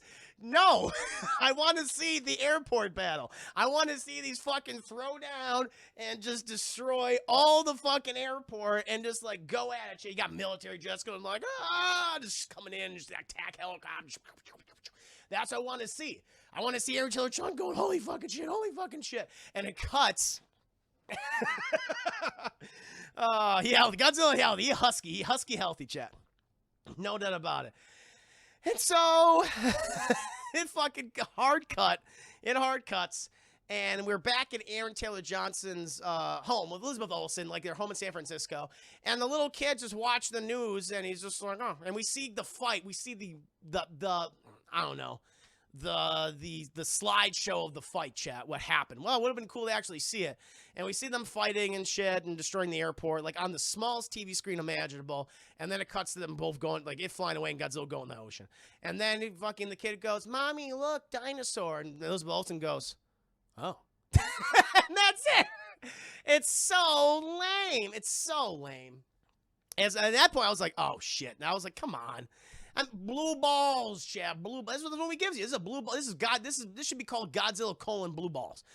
And so then Aaron Taylor Johnson displays an ability which is weird to me, where he's for some reason he's able to find in a crowd of people, hundreds of thousands of people that have been displaced, Chad, when this fucking disaster that's happened, the exact two people he's looking for, like multiple times, because he has this kid and all the FEMA people who were like, what do you want us to do? We couldn't even handle Katrina. You think we're going to handle this? And they're like, we kiss a fucking dinosaur attack. And like, here, take out this fucking paper, fill it out. He goes, I don't even know the kid. All right. He starts filling out. And then the kid wanders off and he finds his family. Yay. I thought it was corny. I thought that was pretty goddamn corny. He goes, it all worked out in the end. It's like, all right. And then what happens? Oh, yeah. So his whole thing is he sees this military detachment that's walking by, and he just somehow's like, I want to help. And they're like, all right. And he's like, what's going on? Well, apparently we're monster hunters now. We're going to get involved in an operation to destroy them all. Like, 3 birds, one stone. I'm like, all right. Judas, thank you so much for resubscribing. Appreciate that, my friend. Appreciate that. Oh, my God. Hope you're enjoying the review so far. And then we cut to Serizawa, and at this point, he's all freaked out and shit, all wide-eyed and everything. And him and the general are constantly talking, him and General David. And General David, he has this whole plan, like, what we're going to fucking do is we got to bring them all together and blow them up. Oh, no, that's the thing. No, we don't even know about the other one yet. And so they're like, there's a situation in Nevada, and Serizawa's like, it is the one that answered the call. And so they're like, in the facility in Nevada, what are you talking about? And so we learned, chat. So remember that there was 2 poops. There was 2 poops in 1999 when they found that fossilized Godzilla skeleton.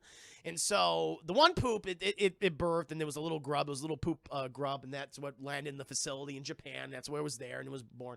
But the other one was dormant. Well, apparently, they took this one poop, chat, and they flew it all the way to Nevada, And they've been keeping it there, Chad. And this particular place in Nevada is where they keep all of the radioactive material, Chad. Typically, we use, like, okay, there's going to be excess radioactive material from these nuclear power plants you have all across the country. We can't dispose. We can't. What are we going to do with it? And so there's a lot of these places in the country which are used as nuclear waste storage facilities. And we took this fucking ancient nuclear poop and put it in one of these facilities. And we're like, that's probably a bad idea since these things feed off of radiation, but it's dormant, isn't it?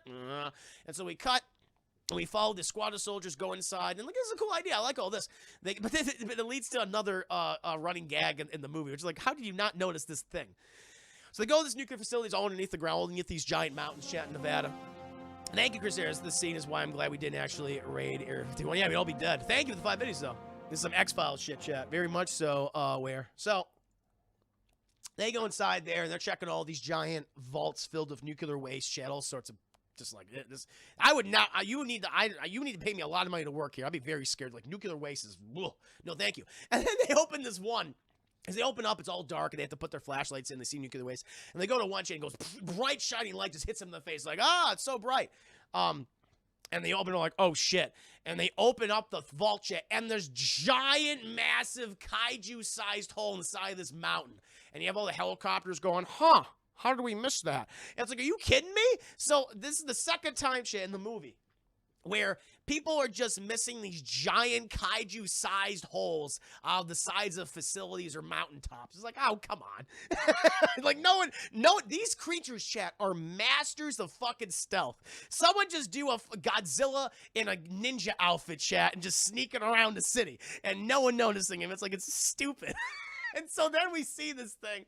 They're like, uh-oh, because we see something in the distance heading right to Las Vegas.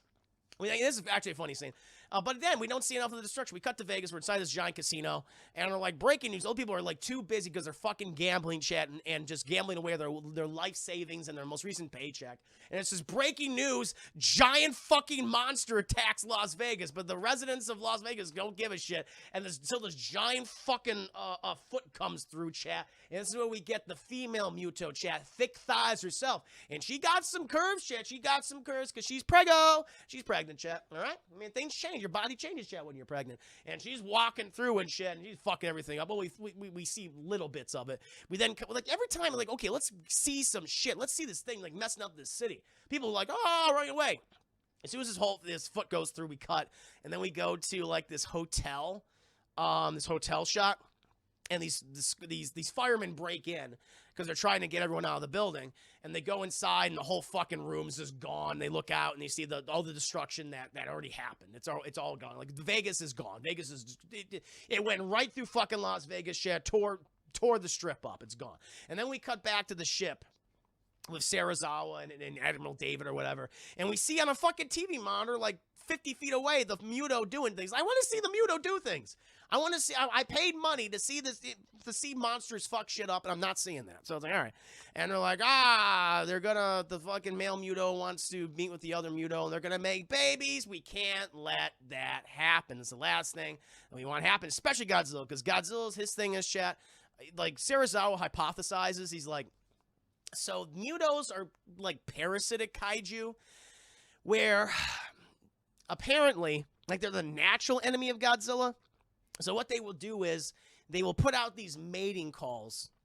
They'll put out these mating calls not only to, fuck, but also to attract other kaiju like Godzilla. And so when a Godzilla appears, or any other kaiju appears, they attack it, kill it, and then it's used as food for the other parasitic offspring, like what we saw in the cave in the beginning of the movie in 1999, where we saw that smaller Godzilla skeleton, and that's what these two fed off of, I guess, when they were in their pupa stages. It's like, okay, I get it. It's like, it makes sense. It makes sense. Thank you, Missile Kick. MS Chick, thank you, MS Chick, for the follow. You're my new Huckleberry. You don't know how to say your name, Missile Chick. I like it. Very good. I'm going to call you for short. And they're like, okay, cool. We got to kill these fucking things. We want to take them all out. But Sarazawa is just like, what are we going to use? He's like, I'm going to use a fucking nuclear bomb. What do you think? He's like, that's dumb. You probably shouldn't do that. He's like, I want to show you something. He shows him this fucking watch he has. This little, 1940s era pocket watch, and he goes, "It's not ticking." He's like, "Yes, it stopped ticking in 19 what's the date of Hiroshima in the 1940 something." He goes, "That was Hiroshima. That's what my father had, and this has never worked since." He goes, "Fucking nuclear energy is bad," and so he goes away. And then eventually come back to Brody, and we are now in. They flew him and all these people over to Louisiana. Apparently, Louisiana's got a whole bunch of nuclear missiles, a big old Hawking stockpile. And the thing is, the Mutos, as we know, chat, the female Muto, like, she already has like an EMP like feel, like an area effect wherever she goes. And so it's like a weird, like, she's like 50 meters around her, chat, she has an EMP, where the male Muto, he has to go boom, boom, boom. He has to activate his of his feet. He has to hit it. Female already has it, chat. She already has it. Like, because of this, we're gonna have to use this we gotta use steam engines, train engines, to ship this thing. So we can't fly it over, because we can't fly a nuclear missile over and then have the area effect of this thing come down, because then a fucking missile will land and explode somewhere in, in the United States, somewhere in the Midwest. We can't have that. Or somewhere, anywhere in the South or the Midwest. And so we got to use steam engines, shit. We got to rely on, 1850s technology. Jesus. So doing this, we can't use a computer system to activate the bomb, so we got to do it manually within the missile itself. That's how we're going to do it. It's like, okay. And so your squad is assigned to escort this missile from New Orleans all the way to San Francisco via the rail system. And that's when you can help your fucking family, Elizabeth Olsen, your kid or whatever. It's like, cool. And so they're taking this. We constantly cut to Elizabeth Olsen. She's working at a hospital, everyone's fucking panicking and shit, as you'd expect. But then we cut to Aaron Taylor Johnson. They're on the train, and we see all this devastation nearby. It's like, that's not looking good. So these things are moving inland, check. Clearly, the female Mewtwo, male Mewtwo, they're here. Godzilla, he's on his way. He's a little slower. Godzilla's actually hanging out with the fleet, because Sarazawa's fleet's like right next to him, and Godzilla doesn't seem to mind like all these other ships around him. I think it's kind of, I like that. It's like, okay, you're like, again, he just doesn't care. He's like, not like, I'm with the good guys. It's more like, just like, these are just other things that are near me. They're not bothering me, so I'm not going to bother them. He's just in his element. He's not, he's okay with it. They're not shooting at me now, which I appreciate. And so they're going. But then, they get to a place where they're like, okay, we're going to stop the train. We're going to scout ahead, because apparently there have been some Muto sightings. And as we all know, chat, the Mutos are masters of fucking stealth. Like, you cannot, even though these things are 350 feet high, or I guess the smallest one is like, I don't know, like 200. And then you have the female, she's about, I don't know, 300 meters maybe. They can get around easy, chat. You wouldn't even hear when they're right next to you. It's like, oh shit, it's right there. Oh fuck, until it smushes you, chat. Until you're smushed. And so you have this squad, so like, okay, Aaron Taylor Johnson and red shirt number 1, go ahead, check it. Like, ethnically mysterious friend of Aaron Taylor Johnson, you guys go ahead and check out what's going on. Bloody friend Major, thank you for resubscribing. A full year, my friend, a full year. Congratulations, you now unlocked the Clear Whiskey sub badge, the ultimate sub badge. Cheers, I'll give my last sip to you, my friend. May the wings of Lunas of feather your shake that those heaven as we speak. Happy to have you here. Currently reviewing Godzilla 2014. We're at the part where Aaron Taylor Johnson and his ethnically mysterious friend are walking over the precipice, because they got to move this thing. They got to move this fucking nuclear missile. I want to make sure there's no sneaky Mutos about. And so they start fucking going over this fucking bridge shed, like checking things out, seeing what's going on. They go through this tunnel and everything. But they fucking see it. It's right. It's like, oh shit. Even though this thing was fucking quiet as all hell. Even though this thing was quiet as all hell, they do see this thing like starts moving around and shit. It's like, oh, there he fucking is. Because everything about it, by the way, ATJ Soldier's buddy right there. It's 50 Shades of Grey. That's a creepy friend who tries to make the girl. And that movie was directed by ATJ. What? Look at that. I did not know that. Boom. Well, good for him. He plays red shirt number 1 in this movie. And so they fucking go, they lie prone as this thing's like looking around for them. You see like its eye. It looks like a bunch of LED lights. But then the soldier's like, what's going on back there? And this thing goes, and it goes right towards them. They're like, oh no, it's the Muto. Let's use small weapon. Like, at this point, why are you going to use a gun? Like, I think it just gave them guns to make them feel better. Just like, hey, man, You're going into hell itself. But they always feel the need. I'm going to start shooting. I'll be like, I'm not going to shoot at this thing and try to avoid it. But they all start shooting at this thing and fucks them all up at this point. And then you see this giant train just on fire just coming down the goddamn track, chat. And does it take the missile here? It takes one. I think it takes like one of the missiles. I think they got a whole bunch. And it eats one of them. And it's like, oh, we don't know what to do with the other one. Thank you, Chris Ayers. Oh, I'm sorry. Hermahex, thank you for the follow. You're my new Huckleberry. Appreciate that. So it takes one of the missiles, it eats it, and I think like the rest of the train falls in the river. The one friend, the Muna goes right to the fucking bridge. It fucking takes out that, his friend goes, ah! He just explodes. He hits a fucking wall, just explodes like a hot water balloon against cement, chat. And Aaron Taylor Johnson, he jumps in the water. He sees all the destruction play out. He's like, blah, blah, blah, blah. He goes under the water. Eventually he comes to, and he's like, there's a bunch of dead bodies that wash up on the shore, and right next to him is the nuclear missile. Convenient. Devil's Hand, thank you for the big booty butt. Welcome. Hope you're doing very well. No, Hermahex, no, good to have you here, my friend. It's been good. It's been a good time so far. Currently at the part when it's like, oh, the missiles just ended up right here, and then they have all the soldiers, the rescue teams there. They pick him up, and they're like, oh, the fucking missile's here too. Great. Now we can use this. We're gonna use it. And so they're cleaning up. It's like, we got to take you to this one. We're going to take you to Oakland. We got to take you to Oakland. It's very important that we do that, all right? Because that's a. By the way, people live in Oakland, fuck yeah. You survived this kaiju attack because the fucking Godzilla and all them, they went after San Francisco. Oakland, their fucking rent just went up significantly. People are going to be traveling and moving from San Francisco to Oakland. And so they're just waiting there right now. Like, okay, well, we got to wait for all the fucking monsters. And then here's the plan. This is what they want to do, chat. It's like they want to get them all three in one fucking go. Even though all three of these fucking things feed off of radiation, their whole thing is like, we're going to detonate a bomb in San Francisco. Okay? I guess it's going to be a control. San Francisco's fucked. I mean, they're fucked no matter what. But it's going to be a controlled nuclear blast, and they think that the concussive force of the blast will kill them. I don't think so. I don't think it will. But okay, if you think that, and Aaron Taylor Johnson's like, if it gets me close to my family, you'll need me. It's like, I don't even know who you are. And it's like, you will, because I'm the only one that knows how. Oh, that's the thing they did. So what happened is, Chad, I think during the, during the, oh no, that's not yet. So, I'm getting ahead of myself.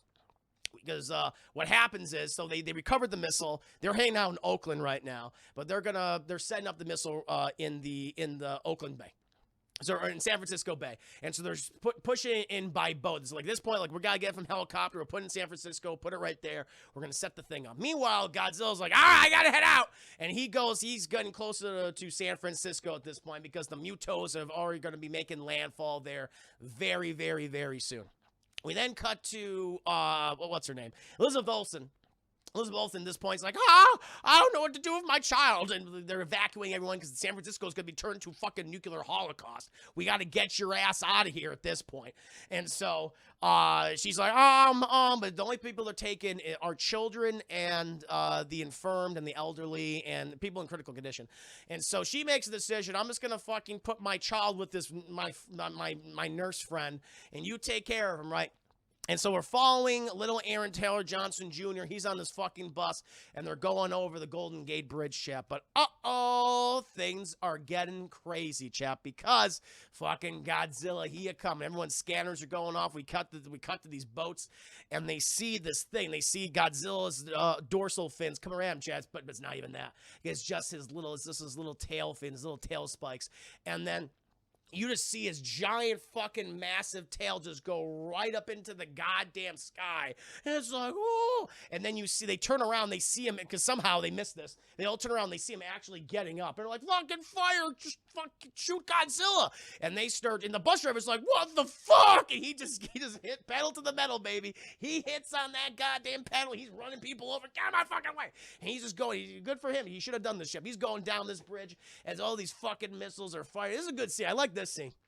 As all these fucking missiles are firing on Godzilla at this point. And it's like, Jesus. But then you also have, because of how big Godzilla is and how all the people in the water are moving around these ships, they start going haywire. All the missiles start going haywire and start aiming towards the Golden Gate Bridge. And Godzilla's like, no, not the children. And Godzilla just, he hustles over and he blocks the missiles with his body so the fucking children don't get hit. And all the kids go, yay! Which I thought was hilarious. I didn't mind this, but I love that Godzilla's just like, hold on, kids. I've killed a whole bunch of kids in this movie, but I'm coming over. And he blocks all the fucking missiles. And he's like, rah! He destroys the rest of the bridge, though. He fucking takes that bridge out. And he keeps making, inland chat. Meanwhile, he's like, he kills a lot of people. But the fucking little Aaron Taylor Johnson Jr., the nurse, they make it through, chat. The driver, he fucking made it through, chat. They're like, wow, that sounds like something else. Because he's just, he hustles over there, chat. He tries his best. But then, chat, we come back to the boats where they have the nuclear missile. It's like, well, thank fucking God Godzilla didn't attack this missile right here. That would have been, what the fuck is that? And they look up, chat, and they see all these. This is a cool shot. This is one of the trailers. They notice that all these F-16s starts falling out of the sky, these military jets. Boom, boom. You see people in parachutes, pulling G.I. Joes. They're all landing and shit. And these guys, they set up the missile like, okay, it's gonna explode in how long is it? Oh yeah, was it like 90 minutes? No, not 90. I think they said it to explode like in like 8 hours or something. Or 9 hours. 9 hours now, we'll get this thing to explode. So they already start the timer, which I'm like, I wouldn't have done that so soon. But they already started the timer. And then you see, they look up, and they see the fucking Muto, the male one, just coming down, and boom, he just goes right through the boat. Just eats all those guys. Comes up with the fucking nuclear missile, and just starts flying over. It starts flying over to the city. It's something. And it's doing its whole fucking thing. It's, it's going in every which way direction. Shit. And then we cut to Elizabeth Olsen, who's fucking panicking. It's like, we got to evacuate your ass out of here, okay? We have to get going right now. And she's like, okay. And then we see her running. And we see the Muto. It's fucking up all these buildings. Shit, lying in these buildings. Puts the nuclear missile down. Like, I'm going to put this right here for safekeeping. Because who's a coming, Chad? Who's a coming? Godzilla. And it's like, okay, here we go. Fucking round 2, Chad. Male Muto versus Godzilla. Okay, the first round, you fucking played me. You gave me blue balls. But this time, here we fucking go. They're in San Francisco, almost near the third act. Let's get a good old monster battle, Chad. And we follow Elizabeth Olsen. She's running the subway, and these doors close as the male Muto and Godzilla fight. We don't see it. Fuck! Another fight just completely cut off. It's like, no. We see the beginning of this fight, but it's cut off, chat. We don't know what happened. We don't know what happened. It's like, God damn it. Why? We then... the mute, apparently Godzilla, they ended another stalemate, chat, because then we see the male mute. He went to pick up his little missile. And he flies to this one location. He flies to Chinatown in San Francisco, Chad. He lands, and all this billowing smoke comes out, the thick-thighed female Muto. And these two, I thought this was a funny little scene because they start, all nuzzling each other. They go, and they do, little, they do little smooches, Chad. They do little smooches with their mouths and their muzzles. I thought it was kind of fucking cute. And Godzilla's like, hey, enough of that. Enough of that. Godzilla is just totally fucking against it. He's like, I do not want these things to fuck. That's the last thing I thought that was like, it's one of the small things in the movie that I really liked. It was the only time I ever really gave a shit about the Muto. I was like, oh, look at that. They just want to have a family. That's all they want. And he puts the missile right down. She starts nesting, Chad, because you're pregnant, you want to nest, you want to clean things, you want to prepare things for the babies. Because she got a big old prego belly filled with eggs.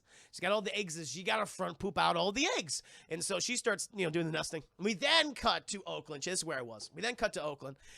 And the military says, so we kind of fucked up. We were bringing the bomb into San Francisco. We started the countdown early for some reason, and we need to stop that, or a lot of people are going to fucking die. Aaron Taylor Johnson's like, I know how to fucking stop a bomb. And like, cool, you're on the goddamn team, Aaron Taylor Johnson. What we're going to do is we're going to do a fucking halo drop. We're going to do a halo drop into the fucking city. It's going to be another trailer. Everyone's going to fucking freak out about it because it looks really cool. And then we're going to get right then in there, go there, either disable the bomb, or... if we can't, we're going to go up to the fucking San Francisco Bay, hijack a boat, and just drive it away from the city as fast as we fucking can. Which I'm like, that's still going to be a lot of residual radiation. Like, I know it's a controlled blast, but, like, what's a controlled nuclear blast? You know, so close to, you know, a major populated coastline in the United States. That's all I'm saying, chat. So it's like, all right, if you say so.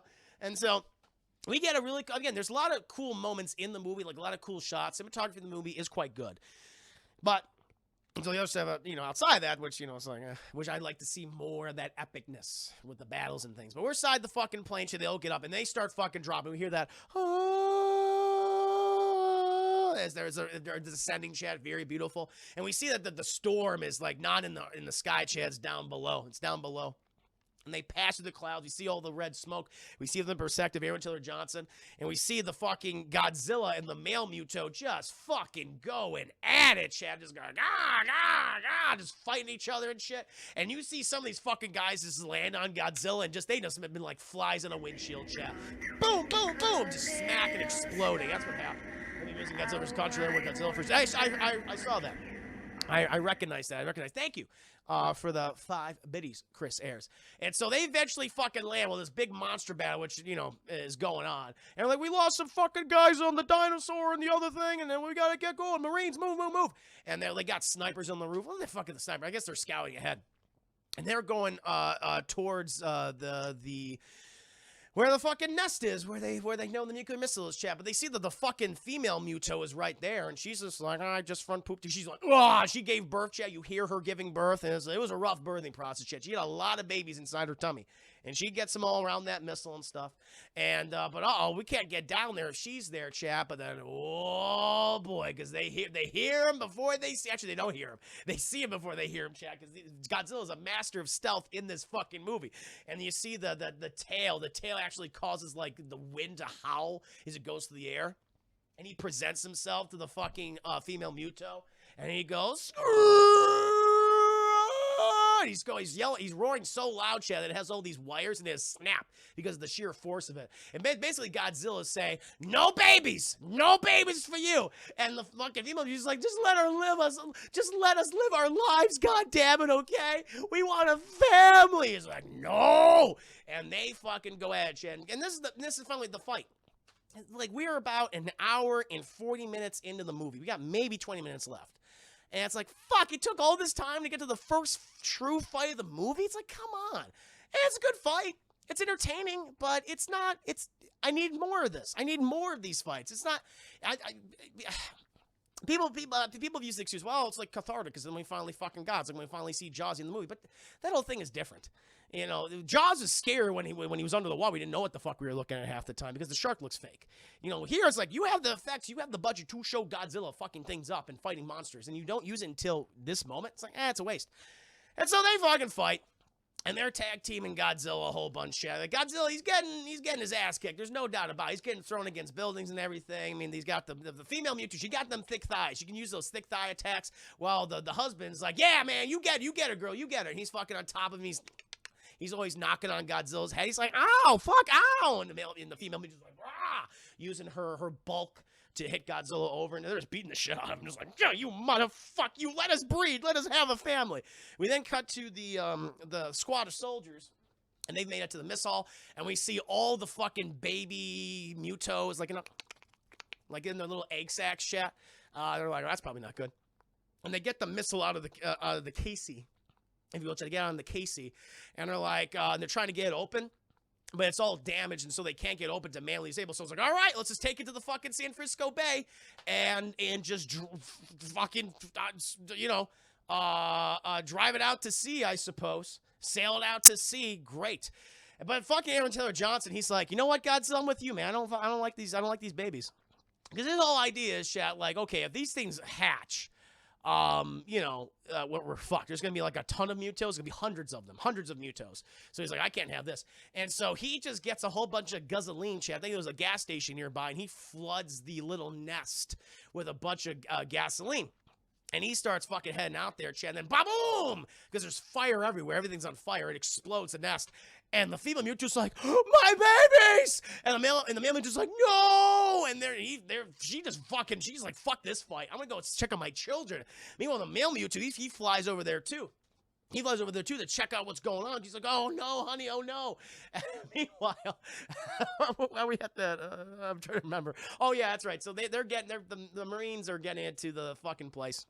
And Aaron Taylor Johnson, he gets there. He gets there just in time to like hide a little bit. But he's trying to, he's like, oh shit, if I don't move, she won't see me. Because the female military, she sticks her head in there, all the babies are dead. They all got fucking deep fried chat. There's not a single egg left. And she's like, oh, she's crying and shit. And he fucking, apparently mutos have great hearing, because he accidentally walks on some glass, and she's like, who the fuck did that? And she's like, you. And she sees him, and she's like, you motherfucker, you're just like him. You're just like Godzilla. You just deny our love and what we want to start a family. Fuck you. And right before she's about to eat him, you hear this bum, da, da, da, da, da, da, and we see Godzilla's tail glowing up, and she's like, the fuck is that? And she just spends like a minute looking at Godzilla, and Godzilla goes, have fire, bitch, and rah! He does the radioactive fire breath chat at the female, and she's like, fuck, and she's getting all fucked up by it, and it's like a big, like, yeah, he did the fire breath finally. And then the fucking, male mutant, he's like, fuck, stop messing with my woman. He comes down there, he just starts hitting the shit out of Godzilla's head. He starts hitting the shit out of Godzilla's head, just knocking him around and everything. Meanwhile, Aaron Taylor Johnson's like, I gotta get the fuck out of here. I gotta start running. And the female Muto's like, where's my baby? Or where's my nuclear missile? Because she's like, where's the nuclear energy I like? I need a snack, okay? I need a fucking snack. She's hangry. She's hangry right now. She sees the fucking little squishy people going, hey, that's my snack. And so she goes after them. Well, Godzilla and the male Muto, they fucking, fight. At this point, Godzilla's like, I had enough of this shit. And Godzilla, he bites on the fucking thing, and he fucking throws it in the air. And the thing's like, I'm gonna get you, motherfucker. I'm just gonna do another, I'm gonna wrap around and get you. And Godzilla's like, all right, motherfucker, I'm waiting for you. Like, he's getting excited. Like, all right, here we go. And he goes, and Godzilla, he just does a little bit of a twerking chat. He twerks this thing to death. Godzilla twerks so fucking hard that his tail comes all the way around the clap of his ass cheeks, slam this thing into a building and smushes it, chat. Smushes it to death. Nia Brown's a Nia Brownie attack right there. Good to see a Nia Brownie. And this thing's like, oh! Like, it got defeated by Godzilla ass. And Godzilla's like, ow, my ass. And apparently, chat, the shockwave of his ass cheeks just a clapping bring down this fucking building on top of him. And it fucking like, oh, shit. And we cut to Aaron Taylor Johnson, like, still running towards the people. And we get this great shot. Because Aaron Taylor Johnson, he just takes it. He's like, fuck. Oh, geez. He just sits down for a second. He's like, I need a break. And then we see through the smoke Godzilla just going, like, he makes eye contact with Aaron Taylor Johnson, goes, fucking rough day, huh? Whoo! They're actually looking at each other until he's like, all right, well, you get back at it, Godzilla. And fucking Godzilla's like, hold on, I need another breather. You go on without me. I'll follow you. And the smoke covers Godzilla again.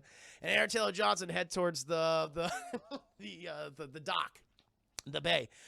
Meanwhile, the soldiers, they're loading the fucking missile on the boat, chat, but they're trying to get it working, and trying to get the motor running and everything. And eventually, they do get it going. They do get the motor running, chat, but Muto attack. It's like, that's not good. So Aaron Taylor Johnson, he sees, like, the guys in the boat, they're shooting at the female Muto, and it's just fucking, just hits them off and starts eating them.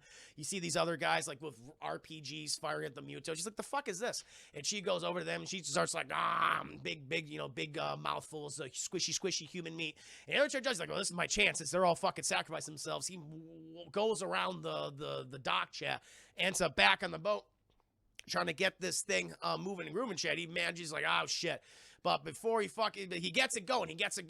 But then the thing's like, hey! And he goes around top of him. And he's like, oh! And he pulls out his pistol. It's like, his little fuck, what's that gonna do? I've been like, all right, just finish myself up. And he's like, oh, here we fucking go. And she's like, that's adorable. Thank you, L, for the follow. You're my new Huckleberry. Welcome to stream. Hope you're doing very well today. Currently almost at the end of my review for Godzilla 2014. And right before she's about to, she stops. She's like, ow! no, because Godzilla, you see, Godzilla's like, I got you, Aaron. He's got a big mouthful of female muto thick meat.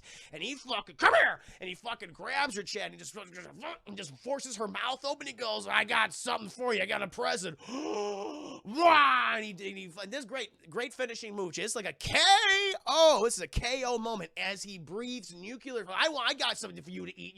You're hangry. Here you go. Nuclear fire down her throat into her gullet, Chad, till it just burns her from the inside out. Rips the fucking head off. And Godzilla's like, woo! I fucking did it. Godzilla looks so tired by this point. He's holding the head. He's like, I don't need that anymore. He's just like, holy hell. I'm tired. Well, Aaron Taylor Johnson, he activates the boat and he just goes out to sea. He's got like, I don't know, like a minute and a half left on her, 5 minutes left. He's like, I gotta get this as far as possible. I don't know how you could travel that like in 5 minutes on a boat like that. I mean, that's not gonna go that many miles out to the sea, but all right, shit. And Godzilla's like, fucking, oh, my Jesus, God, I gotta fall down. He just fucking falls on the ground, falls right on San Francisco Bay. Aaron Taylor Johnson, he's like, in the eyes of an angel. And then she had bright flashlight. Oh, it was the explosion. No, because there's this helicopter right above them. They pick him up and they go, here, we're going to put you in this. And they pick him up in the helicopter, Chet. And they watch the boat continue out to sea and ba-boom! Which, again, I don't think it traveled far enough for that to be so far away. And I think it would still, San Francisco's fucked, but okay. And then that's destroyed. And then we cut. It's like early morning, dawn again. And they see all these rescue people out there. And Godzilla's just like, oh. Godzilla looks like he's dead. There's seagulls everywhere. You're pecking at him and shit. And, Serizawa's there. He's like, oh, my God. Godzilla. He sees all this shit. And they hear, like, help us, help us. It's like, oh, there's someone underneath Godzilla. So Godzilla's like, I got it. Lifts his leg. There you go. Get him. Get him out of there. Get him out. I'm going to put my arm down. And they get Elizabeth Olsen, chat. She was underneath Godzilla's thickness the whole time. It's okay. And they take, she's like, where's my family? I'm in the movie still. I'm still in this movie. And then eventually, Chad, we cut back to the stadium where Aaron Taylor Johnson is somehow reunited with his son. Even though they were going out of the city, he's somehow back here. It's like, oh, unless they're in Oakland. I don't know. Are they in the 49ers stadium? Are they in the Raiders? I guess they're in the Raiders stadium for all I know. I guess they might be in the Raiders stadium. And then Chad, Elizabeth Olsen, she walks in, fucking, I found my family out of hundreds of thousands of displaced people. And they reunite and they're hugging and all that shit. And we then cut back to San Francisco Bay. All these people are walking around. By the way, I would not be walking around looking for people right near Godzilla's body, because if he moves, we're fucked. He is so fucking big. He's 350 meters tall, Chad. When he walks, you might die. The reverberations will just liquefy your insides, I would imagine. Just the sheer concussive force of it. But he's like, sup? He just gets up. He's just like, how's everyone doing? And then we cut to a weird television footage, this weird cryon where it says, King of the Monsters, Savior of our city. It's like, what city are you referring to? The one that he and these things destroyed? And I was like, but that's what they like. Gareth Edwards said that he wanted to kind of tone because they asked him, what kind of Godzilla are we going to get? We're going to get that evil Godzilla who's just causing destruction. We're going to get that good Godzilla that we often saw in a lot of the 60s, 70s era films. He's like, I'm undecided. And I feel like there's this weird way of no, he was the good guy the whole time. But they say King of the Monsters, Savior of the city. And it's like, there's no fucking city left. But he's just walking out. And Godzilla's like, yeah, I destroyed this bitch. He's like, and that is that scat. And he just goes off to fucking in the ocean. He's like, yeah, I stopped two monsters from having a family. He goes back in the water, chat. And as quiet as you can imagine, just goes slips under until the waters are at peace. And order has been restored to the natural world. And that, my friends, is Godzilla 2014. Now, as I said before, this movie has some good moments, Chad. The cinematography is really beautiful. There are some great individual scenes in this film, shots in the movie. The Halo jump is great. The final scene of Godzilla just destroying that thing with radioactive nuclear fire in its gullet. That's really cool. There's some other great scenes really catches the scope of these monsters as they're moving around. But Other than the first, I'd say 35, maybe 40 minutes of the movie, which is interesting. It's a good setup. There's so little Godzilla in this Godzilla movie, chat. Like, there's so many scenes. I'm like, I'm not going to fucking cover this. And then people just talking who you don't care about them. They have no sense of chemistry with each other at all because you don't have time. They don't spend any time together. Like, for so many human characters, no one feels like natural in the film. I think it's very, very frustrating. And it's like, okay, you don't have that. Fair enough. I mean, not all the Godzilla films have good characters. You know, they're few and far between. Sure, but you're there for you're there for the monster battles, right? And this film has so little monster battles. It's just frustrating. They constantly tease you with them. In the first time when we're in Honolulu, the second time we're in San Francisco, and then it's not until the very end of the movie, like the last 15, 20 minutes, where we actually get a fight sequence. And at that point, it's like, I don't really care anymore. So it's very frustrating. It's got some good stuff in it, but not enough to where I'm like, yeah, you can see this in the theater and be satisfied. To me, Chad, this is a rental. This is a rental movie. It's too bad because you had a really cool opportunity here, and I think you just kind of blew it. You kind of blew it with all these, like, whether it be actors you had, or storyline, or just the idea of Godzilla itself. Like, we're going to show the fucking scope and the horror and all this destructiveness and these cool monsters, and it's like, you don't even hardly have it. And so it's just kind of, it's disappointing. Kind of disappointing, Chad. I'd give it a rental. Yeah, what are you going to do? King of Monsters much better? You know, King of Monsters has more monster battles, but it's just those characters, those human characters, just so, egregious. But I haven't seen it in a while, so I'll give it a shot. I'll be reviewing it this Friday, Chad. But that's what I would give it. I give it a high matinee, I'm pretty sure, not long before this movie dropped. Transformers movie came out, so it was nice to get a movie about Chinese beating the shit out of each other. That was willing to shut the fuck up for certain periods of time, and you didn't want to punch every human character in the face. I wish that made me want to do that, because the characters made me feel nothing. I felt nothing for these characters. 3 out of 5, I remember none of this movie. Yeah, exactly. You really don't. Like, watch this, like, oh yeah, this happened in the movie. Oh yeah, this scene. So disappointing. So Justice League gets a low matinee, and this gets, yeah. Oh yeah, Justice League's a better movie than this. Absolutely. No question. Oh yeah. No, Zack Snyder's Justice League is a better film than Godzilla 2014. I have no problem saying that. Because big reason is those characters, and for the most part, a lot of the Justice League members, not every member. I don't think Superman's used well, but Wonder Woman, Batman, fucking Cyborg, Aquaman, Flash, they have chemistry. They have scenes where they're talking and it feels natural. So, Kyle by Buffalo. Khan's a good guy. That's why I'm always on Khan's side. Khan's like a legitimately good person. He's smart. He's got a big dumb lizard. He doesn't know what the hell he's doing half the time. Khan's like, I want to actively help these people. And it's like, yeah, he's got a thing for, curvy blondes, chap. He's like, he want to help that girl. He want to help Brie Larson saving her life. That's what I'm all about Khan. That's why I'm cheering Big Monkey, Chad. Why Khan gonna win? He Big Monkey. That's why. So I know I'm Team Khan all the fucking way. As my accent comes out. Sometimes I say Khan, like from Star Trek, but Khan is how you say that. Yeah, it's something. Abe's strong. Abe's together strong. Well, Venture, welcome to stream. Just finished my review for Godzilla 2014. Metallica Bowler. Hi, man, A3. I'm a giant Godzilla fan. Me too, and I think every second he's on screen is worth the money. Yeah. He's not softly when it comes to the military. No. Well, they fuck with him. They fuck with him first. Like, that's the thing. They were dropping bombs on his home. He's like, the fuck is this? So I was on... Samuel L. Jackson was an asshole in that film. He was great, but he was an asshole. And that's my next movie review tomorrow, chat, will be Khan Skull, which I'm actually a big, big fan of, chat. I've not seen this movie in quite a while. I actually own it on Blu-ray. And I'll be doing a commentary for that film as well. For those who don't know, I do have a comment. So if you like my review, you want to be like maybe not a big fan of this movie, fair enough, I get you. If you want to be entertained with a commentary, I do have one, chat, on my Patreon, which you can see right here.